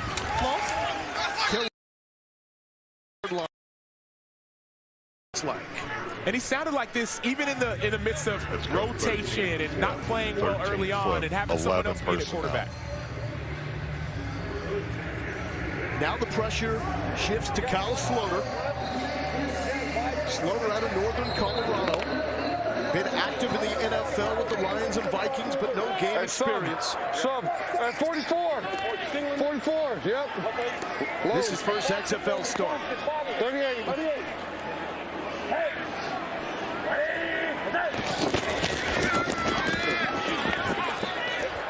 Come back and bounce. Falls down. No flag. FX Snowfall is back for his 6th and final season, where a feud threatens to destroy the Saint family. Every Wednesday at 10 Eastern, 7 Pacific on FX. Also streaming on Hulu. Sam, how does Sloter get going with the offense here? It takes momentum, and I think it takes Sal Cannella, who has 11 catches on the season, have another 2 or 3 so far today. They have a connection. He's got to get back to his go-to. Short pass to Arcanata. And Arlington fan base, they've showed up on a beautiful day. Some feelings of unease right now. We know that's what Stoops is feeling as well. Cross guard. Hey, that's a kicker ball. Hey, that's a kicker ball. Look at that guy. You hear him saying that's a kicker ball. They have the wrong ball spotted, right? They have different balls that are going to kick it or run a play. That was a kicker ball, so the clock's going to be lifted up again. We got a great look with Ian Fitzsimmons yesterday on how the quarterback selects the footballs they use in the game. And you talk about precision. Sloter, not precise there, but a flag. Tyler Vaughns, there was contact with Balin Buchanan. Let's see. 20 defensive pass interference. For 20 of the defense. Penalty is first down at the spot of the foul.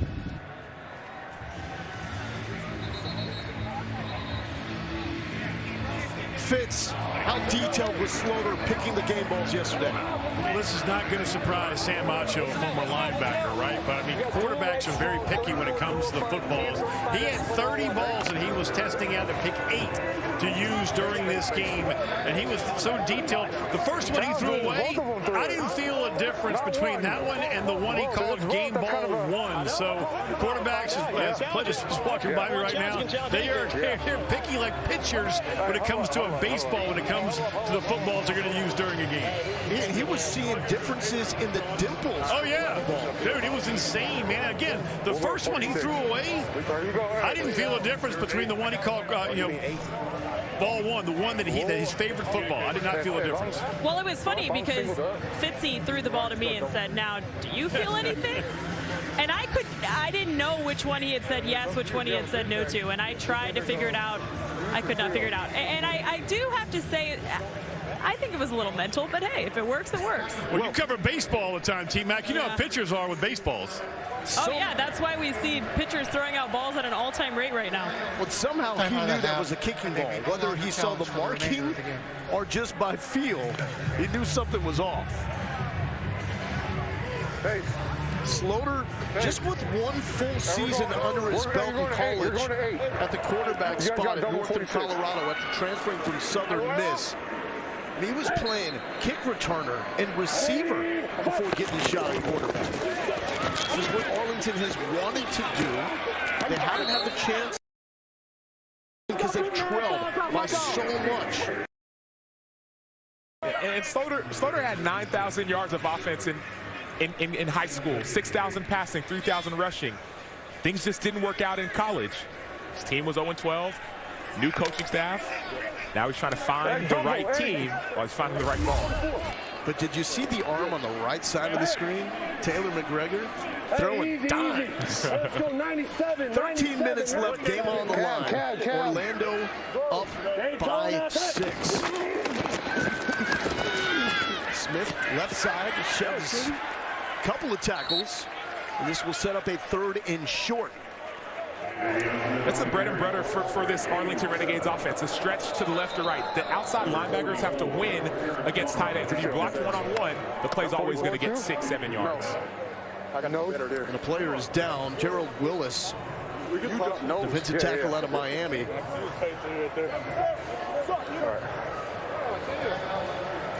Got water?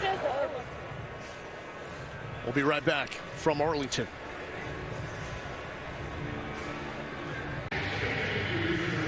Welcome back to Arlington. Take a look at the bottom left part of your screen. You'll see there's no red dash under Orlando.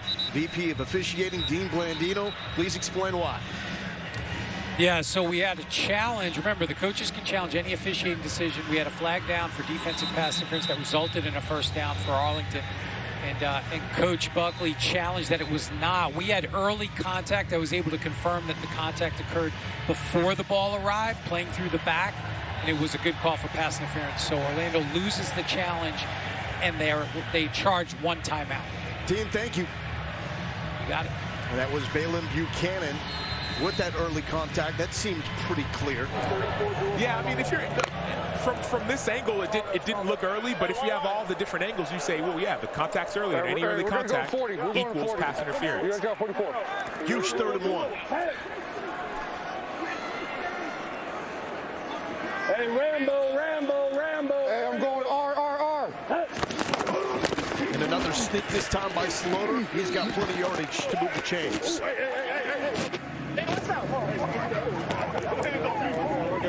Following Cameron Hunt, his center, who's mic'd up.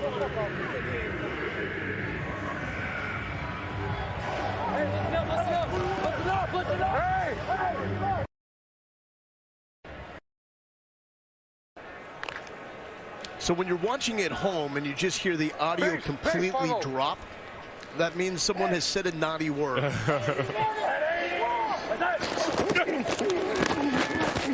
Slaughter pressured, and he is down. Gerald Willis, who was hurt just a moment ago, comes back in with the sack. Sometimes we call this a crush rush. You see Gerald Willis push and also Stanley Mapanga on the outside. Just go right down the middle and collapse the pocket. Now the quarterback doesn't feel comfortable. There's nowhere to go. He tries to step up. You disengage and get a sack. and that is Willis on Horton. So two guys with NFL experience going at it.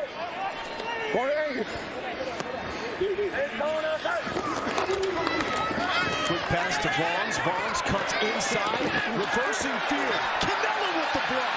Vaughns, a little cut, and he's got it at the 46-yard line. Positive play. One thing we heard from the Orlando Guardians yesterday, they said we want everyone to run to the ball. You see Mapanga running to the ball.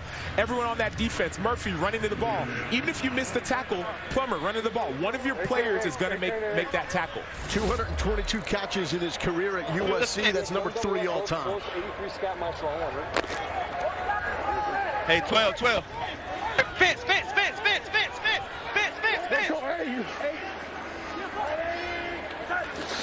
Third down. Slaughter over the middle. Wide open to Caleb Vander Esch. You know that name here in the Metroplex. His cousin, Leighton Vander Esch. Correct. 6'1", 210 out of South Dakota. Finding the soft spot in the zone and making the grab. We got it. Gun double right.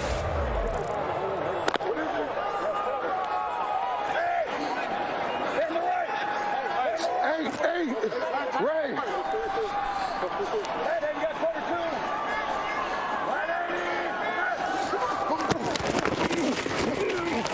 Canella to the 30. The Auburn Tiger making his 5th catch of the afternoon. Hold on. No time. Hey, Lowell, Sacho, also, Canella wouldn't even be on this team if it wasn't for Kyle Slaughter. They were teammates in the USFL last year, and Canella's name wasn't on the draftable list. Slaughter talked him into it. Here he is, leading this team in receptions right now. Leading the XFL tight ends in receptions and yards. 2nd and 3 for Slaughter. His first XFL start. Back to Vander Esch. Vander Esch. First down. He was cut from the St. Louis Battlehawks roster in training camp. Now he's getting his spot and his chance with the Renegades.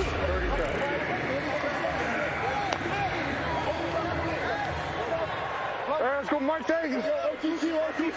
Arlington, the 8-point favorite. The total probably out of the question. And that is Kenneth Farrell falling forward. This is the NFL style when it comes to down by contact. We saw Farrell, the knee touched, but he is knocked down. Listen up. He's touched by an opponent. Hey, we going field stacks, fire zone. Field stacks, fire zone. Match it. See, hear that fire zone. It means it's going to be a 5-man pressure. Match it. Hey, alert the under. No, you don't match it, Mike. Sail route, Mike. Matt, sail route. Slaughter, right side, Vaughns, end zone. Taking the contact, but staying up to celebrate. Fight on, Tyler Vaughns. So what happened on that play, you're going to see Farrell release. Well, in the fire zone, usually have a player that's over number 3. Farrell's a number 3 receiver, number 2 on the weak side. So not the receiver, but the next receiver in. Well, as soon as that person releases, you see Terrence Smith has to release from that zone, and then there's a wide open play for Vaughns. And Arlington will elect to go for the 1-point conversion from the 2-yard line. For the lead. Smith, flag on the play. Smith keeps fighting. He's in the end zone. We'll have to wait to see the result of the penalty flag. 12 on defense, DTM. Defense too many. We're going to decline it. The try is good. So too many players on the field for Orlando. And Arlington has taken the lead. Penalty is declined. Try is good. It didn't matter how many dudes you're putting out there. It's stopping Davion Smith there. This is what it's about. Competition at its finest. Tyler Vaughns, the USC Trojan, taking the hit. And the first XFL touchdown pass by Kyle Slaughter. Arlington with the lead. He's in. Did they have too many guys, maybe? 3, 6, 7. The new XFL has arrived. And it is here to stay. 1, 2, 3. We're making it about her and him and them and you. It's a chance for everyone to be a part of something bigger. Something that just might be more than football. Come experience the XFL. Don't wait. Get your single game tickets now at xfl.com/tickets. 7:58 to go in this game with Renegades lead by 1 now. And we're here with Renegades quarterback Kyle Sloter. Kyle, take us on that drive where you hit Vaughns for a big touchdown. Take us onto the field. Yeah, so they've been playing a lot of single high. We got a single high look. Thought that if we sprayed a skinny, we'd be able to hit that seam. They've been giving it to us. So just wanted to, told him to come in a little bit tighter than what we normally are at. Brought him in tight, got him to spray it, looked the safety off, threw it to Tyler. He made the rest happen. Love the play. Lowell, Sacho. Thank you so much. Justin Rogers at the 15. Rogers going to be tripped up, and a flag is down at the 25. Come talk to me, Chris. Quick, make some sense of I what got we just 36 heard from during the Florida. return. I got 36 Holding. tackle. Yeah, take receiving team. 26 Okay, the yard end of the line. run is right here on the 25.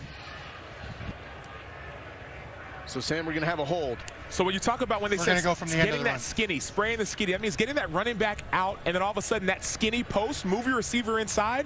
That's the weak spot of a fire zone, that skinny post. Like I said, During if the that return, inside. holding. Number 36 of the return team. This is a 10-yard penalty. It will be 1st and 10 for Orlando. If that inside linebacker has the running back in the backfield, he can stay in that vicinity and keep that ball from being thrown. But all of a sudden, that running back releases, you have to go. The ball has to come out fast. Like you said, he looks off the safety. He's looking in the middle of the field. Get that route a little bit tighter for the touchdown. Sloter and Lynch both coming off their best drives of the afternoon. 7:51. It's a 1-point Arlington lead. Play action for Lynch. He's used the legs all day. He's going to do it again. Lynch to the 20. Good pickup on 1st down. First 3 episodes of the 9-part docuseries Player 54, Chasing the XFL Dream, are available now on ESPN+. Award-winning director Peter Berg brings you inside the creation of the league and takes an in-depth look at the players and coaches living their dream of playing professional football. To get ESPN+, go to ESPNplus.com or download the ESPN app. We know drives like this, Paxton Lynch, thankful for his opportunity, thinking about getting back to the NFL, where it was a 1st-round pick by the Broncos. Carried by Taylor, 1st down for the Guardians. And to your point earlier, let's go, Levin Bulldog, Levin Bulldog. Here we go. Let's go, going right. Let's go, Toby Hack, 3C. Oh, let's go, Latch. Go 56 Latch. Block over there. 18. Oh, what?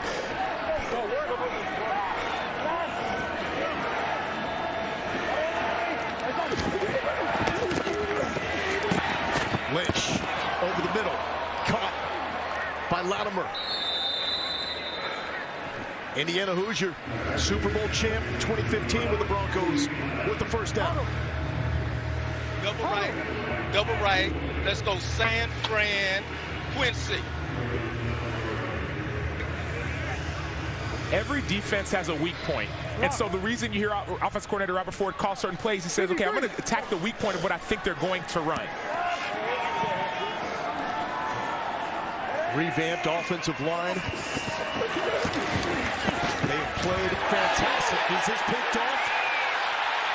Arlington with the takeaway. And it's Devontae Bosby. He had a pick six in the season opener. Comes up with his second interception. But wait, we're saying incomplete pass. I'm sure this is going to get Dean Blandino and his crew talking. It's an incomplete pass.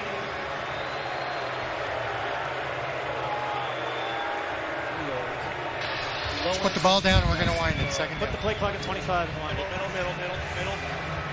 See, I got the ball. Right there. Get off the field. Get off the field. Hey, challenge that. We're good. We're clear. We're clear. We've got all the between the hands.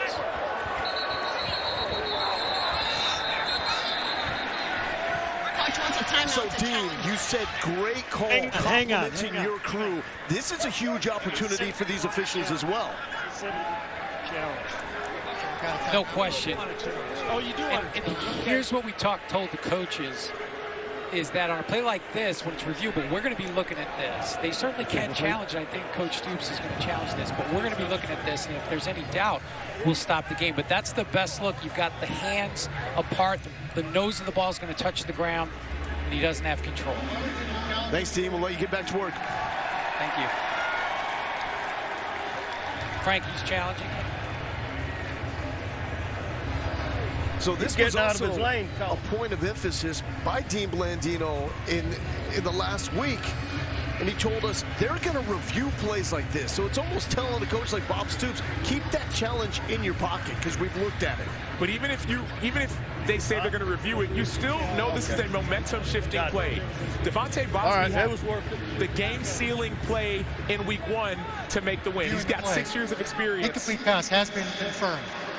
Arlington is charged with their first time out at the half, and they lose the challenge for the remainder of the game.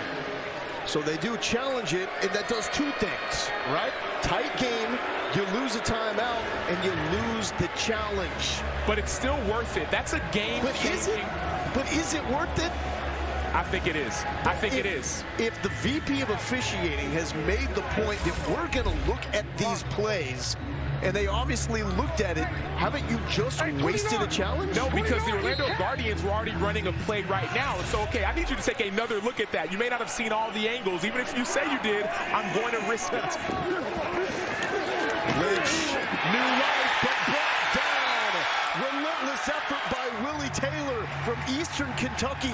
This man is still draft eligible. He just wrapped up his final season this fall. Willie Taylor's a star. He has every pass rush move in the book. You saw that. He starts upfield and goes inside. If you go watch him last week, you see moves like a long arm, using one hand to run the offensive lineman back. You see a side swipe. This dude is a star in the making. He had a sack last week as well. As DC said, that's what you look for in an edge rusher. Third and forever for Paxton Lynch.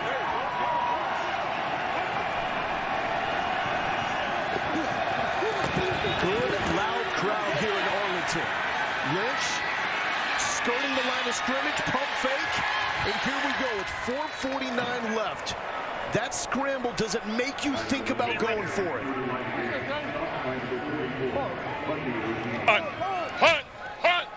And the answer is no. Punt safe! Punt safe! Punt safe! Punt safe! You hear that punt safe call? That's defensive coordinator Jay Hayes saying, hey, they may fake it. I get it. They have the punt formation out. Keep our defense out there. We're going to run a safe coverage. Don't change personnel. Defense, everybody eyes on that punter, eyes on your work. This is Mac Brown out of Ole Miss with the punt. Johnny Townsend was hurt last week on a roughing call. Fair catch caught. It takes a friendly bounce for Orlando. And so Arlington, they're going to be backed up. That's as good as it gets for Mac Brown. We've been talking about the punts, exactly what you're trying to do if you're a punter in this league. All the punts we've seen have been usually between the middle of the field so they don't go out of bounds. Well, that punt, it took a friendly bounce. Taylor. Coach, why did you guys decide not to go for it there on the fourth down? We're down one. It's 4.5 minutes left in the game. Defense is playing well. Not their last drive. Figure we can stop them and get in field position. Thank you. Well, T-Mac, thank you. They got the field position. They got the timeouts. Base. But will Kyle Sloter stay hot like he was last drive, going 6 of 8 for 52 yards in his first touchdown? Kyle Sloter is doing what he's brought here to do, which is control the ball, control the tempo of the game, make the proper adjustments, and keep it from the other team.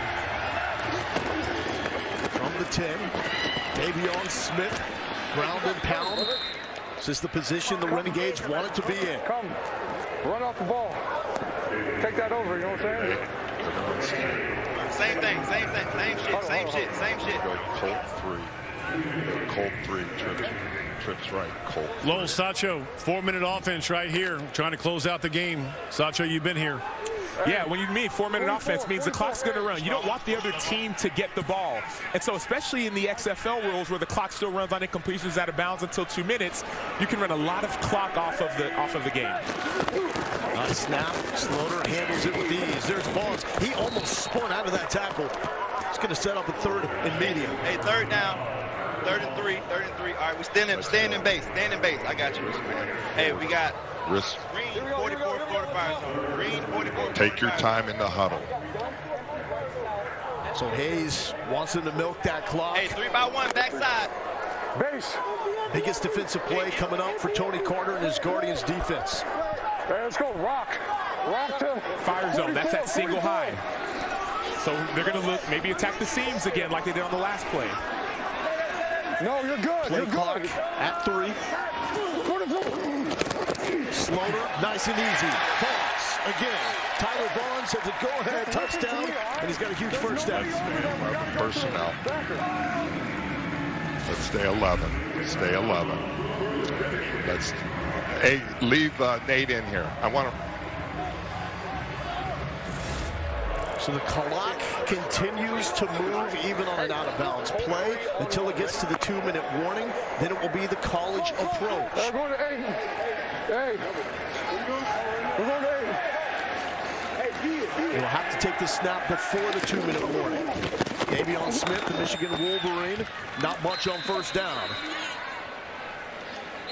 And will Orlando call a timeout before the 2-minute warning? I believe they have, and they do.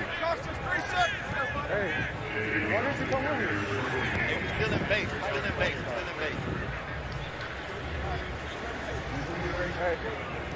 Hey, we got. Leave them over there. 52 cover 1.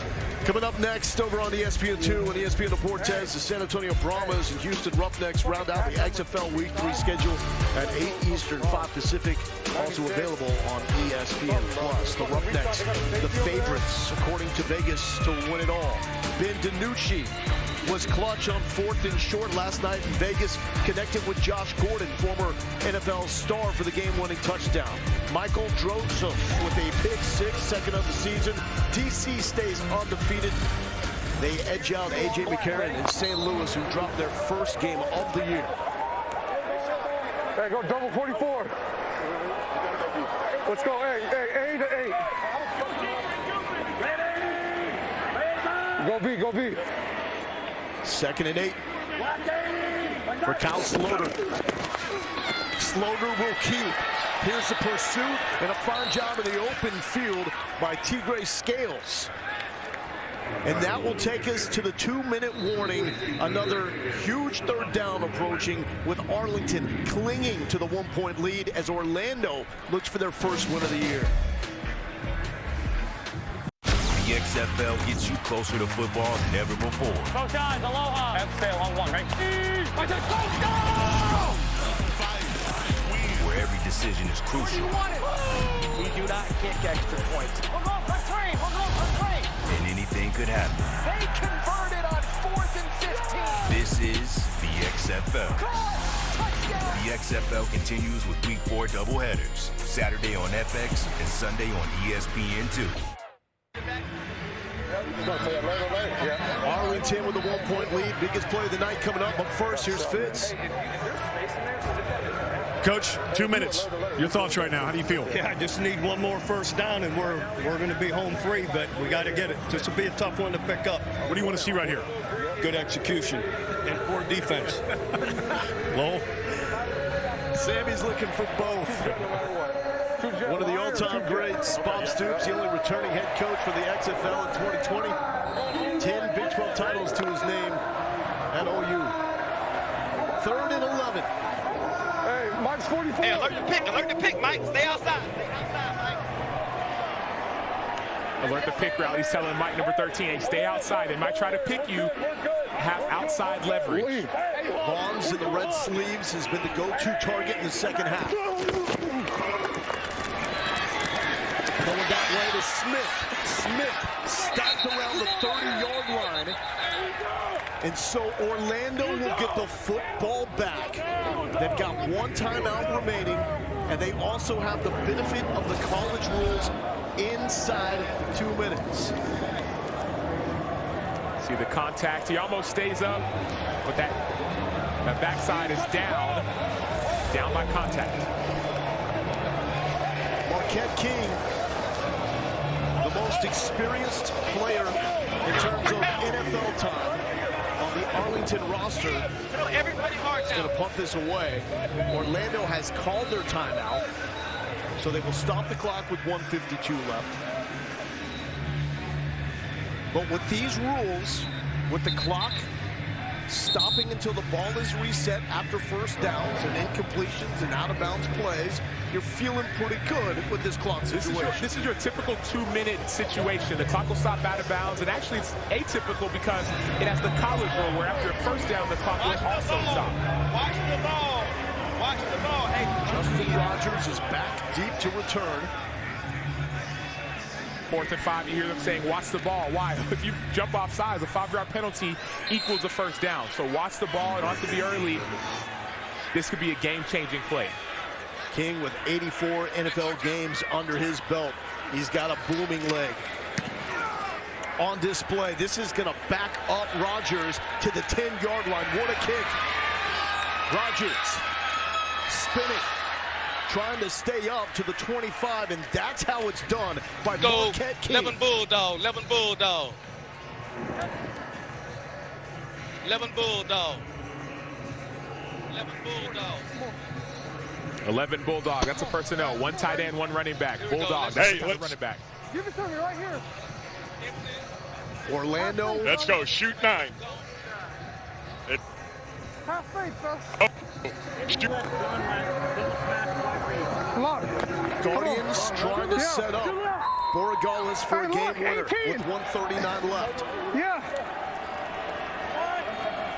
Lynch has been fantastic. 214 yards and electric on the ground. That's complete to Thomas. Hey, you're locked. Clock will keep going. Florida. That's Borregales, the former Hoop Award winner in Miami, giving them the top kicker in college football.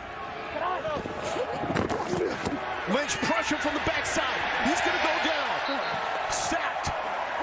And Orlando has been stopped on the revamped offensive line until that moment. Wide option 5. Twins left, scat left, wide option 5. Out of West Virginia. Boyko, the new offensive lineman, was late. He didn't know the snap count. He was late. We just got here about 2 or 3 days ago. That's how that play was made. It is 4-down territory, no doubt about it, and a flag. We have 10-second option rule. We got false start 77, so we're going to have options for it. They're going to want it. Twins. False start. Left, Seattle. Throw it to number. While the clock was running, false start, number 77 of the offense. This is a 5-yard penalty. This is also a 10-second subtraction. Here we go. Hey, let's convert this. That is a huge blow, and this is what Terrell Buckley has seen through the first 2 weeks of the year. Can't get out of their own way. 3rd and 13 for Paxton Lynch. This one is close, though. They can taste it. That has not been the case in the first 2 weeks. With a 33-12 loss to Houston and a 30-12 loss to San Antonio. This is where all the stuff you talk about in practice, about belief, about one play at a time. Yeah, lock. All right, let's do it. You keep everything from falling off the rails.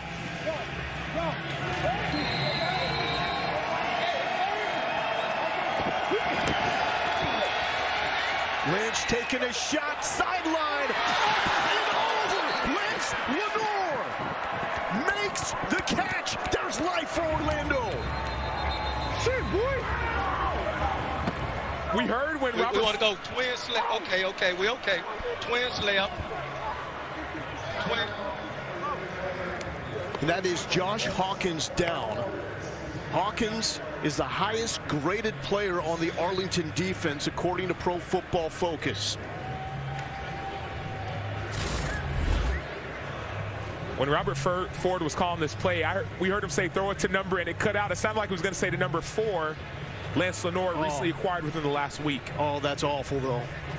that we see Hawkins at the same time grabbing his right knee. Lance Lenoir, an undrafted free agent, signed by Dallas in 2017. Out of Western Illinois, catch of the night. But right now the concern is Josh Hawkins. The corner out of East Carolina is down in pain.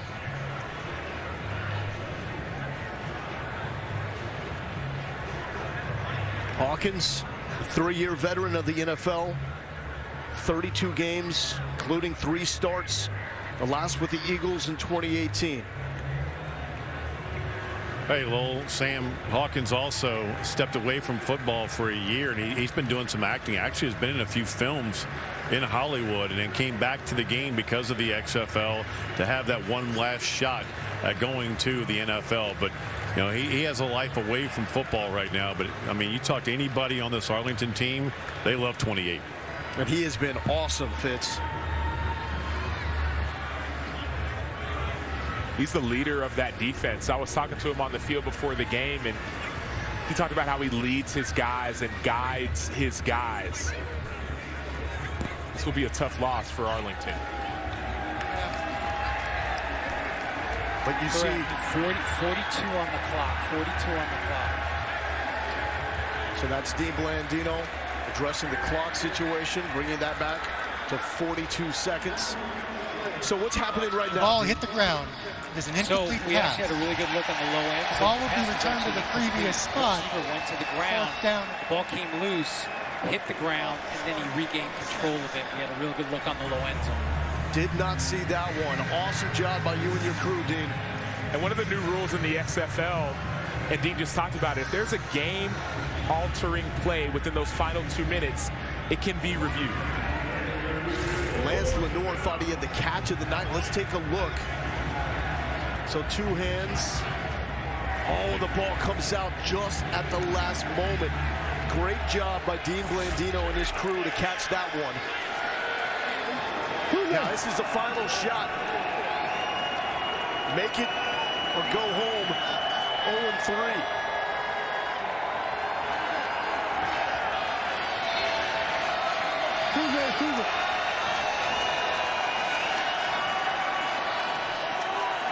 Do the Guardians have some 4th down magic? Lynch going deep. Sideline. Is it caught? Out of bounds. Into the hands of Charleston Rambo. But Lynch let him out of bounds just a little bit on a tough throw. You got a feel for this Orlando team. So close, Sam. So close. This is a 4th down. You see the catch, but he couldn't get that one leg in bounds. In the XFL, you only need 1 foot, 1 hand, 1 body part, a knee, anything in bounds. It looks a little close, so I'm sure Dean will be reviewing it. So that is Rambo, and that, to me, clearly, that looks like the foot comes down out of bounds. It is the college rule when it comes to... Frank, hold it up for a second. Receptions, it just needs to be 1 foot inbounds, and Dean Blandino saying hold play. They're going to get this right. So I'm on this high end zone when I've got a right foot down, but by the time he gains control, I've got both feet coming off the ground, and then we've got a body part hitting out of bounds. So I got incomplete. I'm going to look at one more angle here, which is my far handheld. And again, when he gets control, I got both feet off the ground, and then we've got a good ruling of incomplete. We're clear, Frank. We're clear. I mean, Dean, we're talking just inches right there. Victory formation as Kyle Sloter moves to 1-0 as the starting quarterback of the Arlington Renegades. They were just looking for some sort of spark. It's not a lot on the scoreboard, but it is a win for Bob Stoops. And that's all that mattered. It didn't matter about how you got the job done. It was simply about getting the job done. That's what we saw in this game. And Sloter in the second half when it mattered the most, 10 of 12, 84 yards and a touchdown. But you got to give credit to Terrell Buckley and Paxton Lynch and the way they fought. Let's throw it down to the sideline and Fitz. Thanks, Lo. Coach Stoops, describe this one for us. Man, that was a barn burner, right? 10-9. But we hung on and won, made enough plays to win. That's always what matters. And, you know, Coach Buckley does a great job with his team. And anyway, we made enough plays to win. What did you see from your quarterback? You made that change going to Kyle Sloter today. What did you see? I know it was only 10 points, but you got the W. Yeah, he did a lot of good things. And I think as much as anything, as a whole team, we got to help whatever quarterback's in there. We've got to do more as coaches, do more as a team, protecting them. And but Kyle did a nice job overall. Through 3 weeks now, what have you learned about this team that you didn't know going into week 1? Well, I think I knew it. It's a really high character group of guys. Really great to be around every day, and they're going to play to the end every game. And fortunately, they did that today, and we did enough good things to win. Thanks, Coach. All right, thanks, Ian. Appreciate it. Thanks, yes, sir. T-Mac. Thank you. Here with Kyle Sloter, 1-0 as the starting quarterback. How would you assess what you felt today? Yeah, you know, it's always fun to come out here and play a game that you grew up as a kid dreaming of these moments like this and being with these guys. So a lot of fun out here, a lot of emotions, and, you know, watching one of my other friends, Paxton Lynch, try to lead his team on a last-second or last-minute comeback right there. I was sweating, so glad to get the win.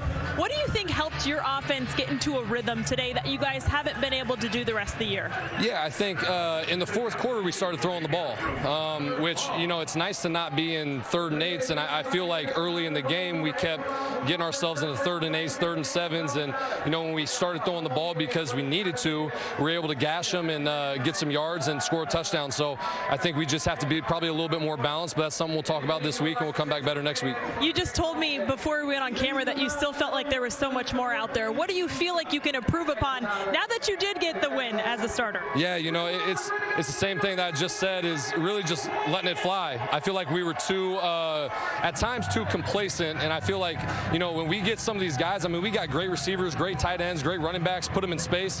I think we got to do a little bit more of that. We tried to play power football with these guys. We thought we could come in here and bully them a little bit more than we did. They did a great job up front. So I think we just got to probably air it out a little bit more, but I think, you know, everybody's on the same page, and we're going to keep moving forward and getting better. From your perspective, your defense there on that final drive, what stood out? Yeah, you know, I think we have the best defense in the league. You know, we as an offense, the last couple games and this game have put them in tough positions. It's hard as a defense when your offense isn't moving the ball, we're not scoring points and all that kind of stuff. They've kept us in ball games, so we're really grateful to have them. I think they're the best in the league, and I think that once we get rolling as an offense, we're going to be a much better team. Appreciate your time. Yep. Thank you. Fitzy? I'm over here with Donald Payne, starting linebacker, signal caller for the Renegades. D-Payne, he just said that he believes you guys are the best defense in the league. What have you learned about your teammates through 3 weeks? Man, we're just resilient, man. You know, no matter what comes our way, no matter how many times we have to go on the field as a defense, you know, we always had that mindset. It's another opportunity to go out there and make a play. You know, and we made some big plays throughout this entire game, getting the ball for our offense. And, you know, that's great words from Kyle. And, you know, it's our job to go out and prove it every week that we are the best defense in this league. Take us onto the field that last drive.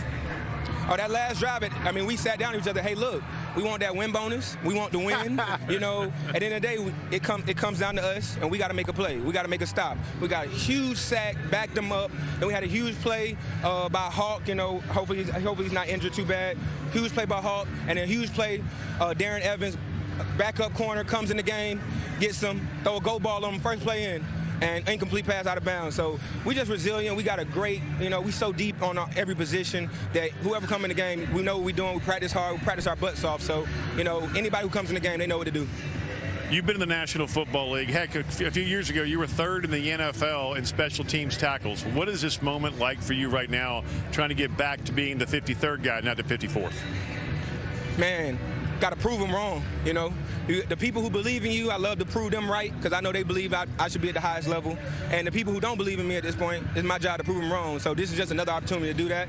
And it's on a national stage, so it's plenty of eyes on me. It's plenty of eyes on all of us, so it's our job to go out and make those plays. You're a Stetson Hall of Famer. You over 500 tackles at Stetson. You're the first Stetson player to ever play in the National Football League. A guy right across the street is Jake DeGrom, also Stetson. Who gets more credit, Stetson, when it comes to what you've done? Is it Jake DeGrom or you? Hey, look, I've never been on campus with Jake DeGrom at the same time, so if we ever back there together, we're going to see who they like a little bit more. Lowell, Sancho. Hey, and this much is clear. When that happens, lunches on DeGrom with a contract that dude just signed. So Arlington's able to hold on. They moved to 2-1. This is so intriguing because coming up next, you're going to see Houston and San Antonio. And Wade Phillips is probably hanging out saying, okay, wait a second. We just heard Arlington say we're the best defense in the XFL.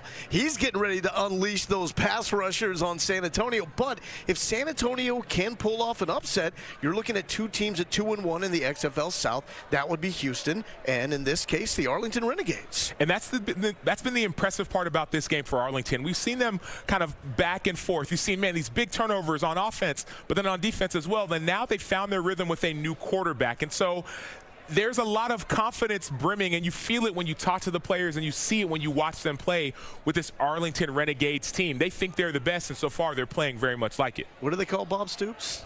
Big game, Bob. Here he is in the locker room. To give us the lead. Smitty did a hell of a job on that, getting that in. And then defense, great job there at the end, 4 and out to seal the game. So it's going to take that, right? We've talked about it. All these games are tight and close for the most part and go down to the last series or so. So we just remember that as we move forward, all right? Great job, though. Great job. You got that bonus check coming. Yeah. All right, let's just stay on our...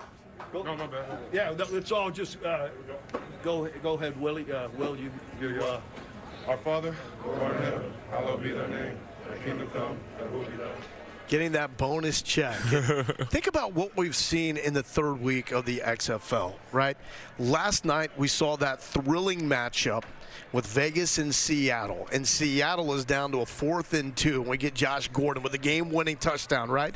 Earlier, we saw St. Louis in real trouble against D.C. St. Louis comes back and once again has that 4th and 15 for the second time this season. They don't get it, but it's drama down to the finish. And we have that once again here. The game is on the line. It was in the hands of Paxton Lynch, and they had shots. I mean, they're going to look back at this and say 2 plays on that last drive. We were so close to having a real shot at getting the first win. They played 3 quarters and some change of great football. Then there were a few plays at the very end. You saw a sack given up. You saw a penalty, going back to some of those old ways. But there's a lot to build off of for this Orlando Guardians football team. You saw them clean up the offensive line. They did clean up the penalties. Now it's just believing you can win. You guys competed today like we supposed to. All we ever asked is a chance in the fourth quarter to win the game. We have a chance to get it out. We didn't get it done. We get another chance this week. Okay? Bring it in. Bring it in. I think I'm coming. Hey, I love every single one of y'all, bro. Hey, tonight, if y'all ain't got something burning inside to let y'all know that we ain't no reason to hell we can't go 7-3 the way we played tonight. If we cut out them mistakes, you feel me? Let's come back to work Tuesday, bro. I got some burning inside, but I know y'all do too. I seen out there in that grass, and it made me happy, bro, because I'm mad because we lost, but I'm happy because I know we're going to go win. We about to go 7-3. We about to go. All right. Orlando Guardians, stand guard. And that was great. That's Savion Patton there. He was the one that had those emotional words that we can run the table if we play the way we played tonight. They need to clean up some things, but that's great to hear that the positivity is still there. They're believing. It's still early in the season. I understand that it's been 3 games, and you're looking at your record, you're saying, man, we're 0-3, but you can still run the table. You played with a team that believes they're the best in your division. You played with them all the way up until the last second, a game of inches that you barely didn't win that game by a dropped pass, and then also by a ball that you were barely out of bounds. And so you know you can win, but winning in football is contagious. Once you find those players and the players who find ways to win, then all of a sudden you believe you can win, and then you won't make those mistakes that you made before. And so just like winning is contagious, losing can be contagious as well. First time this season that Orlando has played just 1 quarterback in a game. It was Paxton Lynch from start to finish. Arlington, they went with Kyle Sloter. They gave Plitt a chance the first 2 games. He played well. So have both these quarterbacks now established themselves as the guys for their teams? It's still early to say established, because we did hear from Terrell Buckley that we're still evaluating our quarterbacks, but I could say that Paxton Lynch, you could say he established it. Now, on the other hand, you still want to say, is Kyle Sloter our guy moving forward? We found ways to win. He didn't turn the ball over, but you want to make sure that he's your guy moving forward. It's still early in the season, but 3 games are 3 games, and so Schroeder made all the plays necessary to win the game, but you heard him say himself, I want to air it out more. Let's see what we can do. Let's get our players making plays in space. That's when this thing will be established for the Arlington Renegades. So credit to him and Tyler Vaughns, who made the catch, right? And that, at that point, tied the game up, because right before that, Paxton Lynch and Orlando, they just drove the length of the field, and they were able to get a touchdown and miss the extra point, which is another issue with Orlando right now. 0 for 5 in extra points. They decide to go for 1 from the 2-yard line, and ultimately that's the difference of the game, because Arlington ties the game on the Vaughns touchdown. They line up just needing those 2 yards for the go-ahead score, and they got it with Smith. And some of the tough part about this game is that no longer is it just scoring touchdowns. It's what do you do after those touchdowns? Do you it's not automatic. Bingo. Do you go for 1? Do you go for 2? Do you go for 3? And then you usually draw up plays that you're going to say, okay, if we need a 2-point conversion, we'll do this play or that play.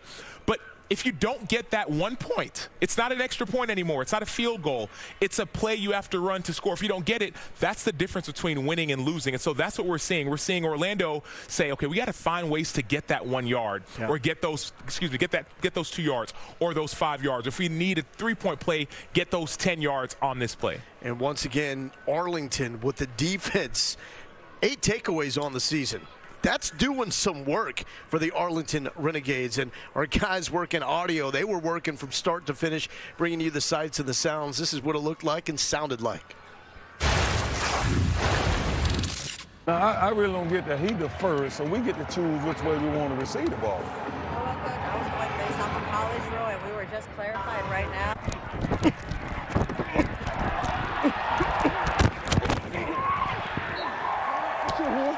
Great series, D. Great series right there, D. That's a way to get pressure. Oh, man, no, we like that. DB, hey, DB, hey, we like that, man. We like that now on this road, man. We like that, man. Hey, victory? That was a good one, man. Good one, good. Congratulations. Yeah, Congratulations. Appreciate you, bro. Man. You know that. Stay after. And that's what it's about right there. Bob Stoops telling Terrell Buckley, stay up.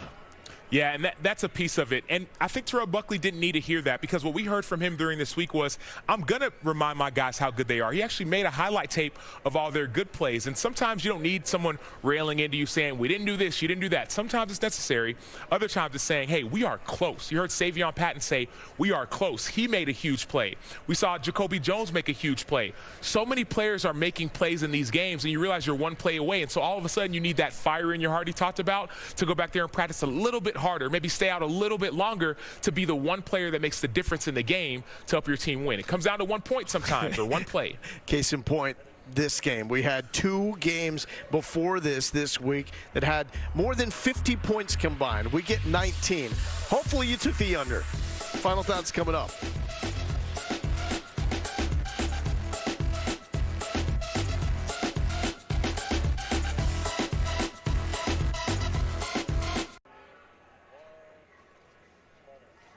That is the deep snapper for Arlington, Antonio Ortiz. He's got some fans up here. He played his college ball at TCU, so even the long snapper getting some love here after that 1-point win.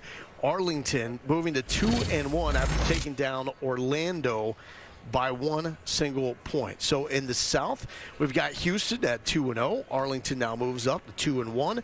San Antonio at 1-1. So if San Antonio can get the win against Houston, we are looking at a tie atop the South, and that would be Arlington and Houston at 2-1. Meanwhile, in the North, DC is 3-0. Electric atmosphere up there. The fans have bought in. The beer snake was back. Security didn't take it away, so they were happy. And then last night in Vegas, it was a really good scene and a great comeback as well. Seattle was a team that a lot of people had high expectations from, because you have June Jones as the offensive coordinator, Ben DiNucci, former Cowboys quarterback, behind center, and then this man, Josh Gordon, who is all everything in the NFL at receiver. And on a 4th and 2 with 1:15 left, they hook up for the game. DiNucci took a hit. Gordon made the catch. Hey, man, DiNucci's pumped.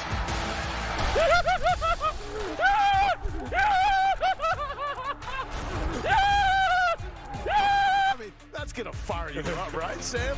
So that was the highest scoring XFL game this season, 30-26. DiNucci, 377 passing yards and 4 touchdowns. So the raw numbers, completions, yards look great. Turnovers has still been an issue with DiNucci. And we did see that even in the win yesterday. We saw an interception from DiNucci. We saw another turnover. But one thing that we are seeing is the ability to get the ball in your playmaker's hands. Josh Gordon specifically, that was 4th and 2. He threw it up. That's a 65-yard game-winning touchdown. Josh Gordon backpedaled for a few yards before he looked at the defenders on the ground and walked into the end zone. And so Ben DiNucci is a gunslinger. He's getting the ball into his playmakers, and that's what we're seeing about the Seattle Sea Dragons offense. We're going to see a great receiver on the sidelines coming up in Hines Ward with San Antonio. The Brahmas are about to take on the Houston Roughnecks. You're going to see that over on ESPN2. With Houston, we know about the edge rushers. That defense is electric. The guy we're talking about on the walkover is their quarterback, Brandon Silvers. I mean, that guy has a rocket for an arm. And we've talked about him being maybe the best quarterback so far in the XFL. And obviously they're undefeated right now. And so Brandon Silvers is at least his coaches described him as a gunslinger, but more so you're hearing his offensive coordinator call the plays through him and give him all the information he needs to make the right decisions. And so that's what I love about Silvers. He's fearless, he makes the right play, and even on an incomplete pass or maybe an interception, he goes right back with the exact same confidence. Winners and losers everywhere, not just on the field, but off the field as well. When we take a look at betting and the situation there, this was an 8-point spread, by far the largest spread in a game in the XFL this season. So if you took Arlington to cover, you didn't get it done. Orlando was able to cover because they only lost by a single point. And you look at the over-unders, the totals, I mean, we've been going way over in week number 3. So week number 1, it was over. It was more under in week 2, and so far through the first 2 games at least, the over, that was hitting. Teams are still changing. Teams are still evolving. In Orlando, we thought they weren't so great. Well, they made some changes, so now they're getting better. And so I wouldn't bet against Orlando right now. Even though their record looks like they're 0-3, they feel like one of those teams that can turn this thing around. A lot of people betting on the Houston Roughnecks because that's the team that didn't start the season as the favorite, according to our friends in Vegas. But as soon as they won their season opener against this Orlando team, they jumped up to the favorites in the XFL. Hines Ward, ultimate competitor. He's going to try to change all of that. But the Roughnecks, with the win, moved to 3-0. Meanwhile, here in Arlington, the Renegades win by a single point. They move to 2-1. Orlando, meanwhile, 0-3. For Sam Acho and our entire crew, I'm Lowell Galindo. Thank you so much for watching the XFL. Next up, Houston and San Antonio.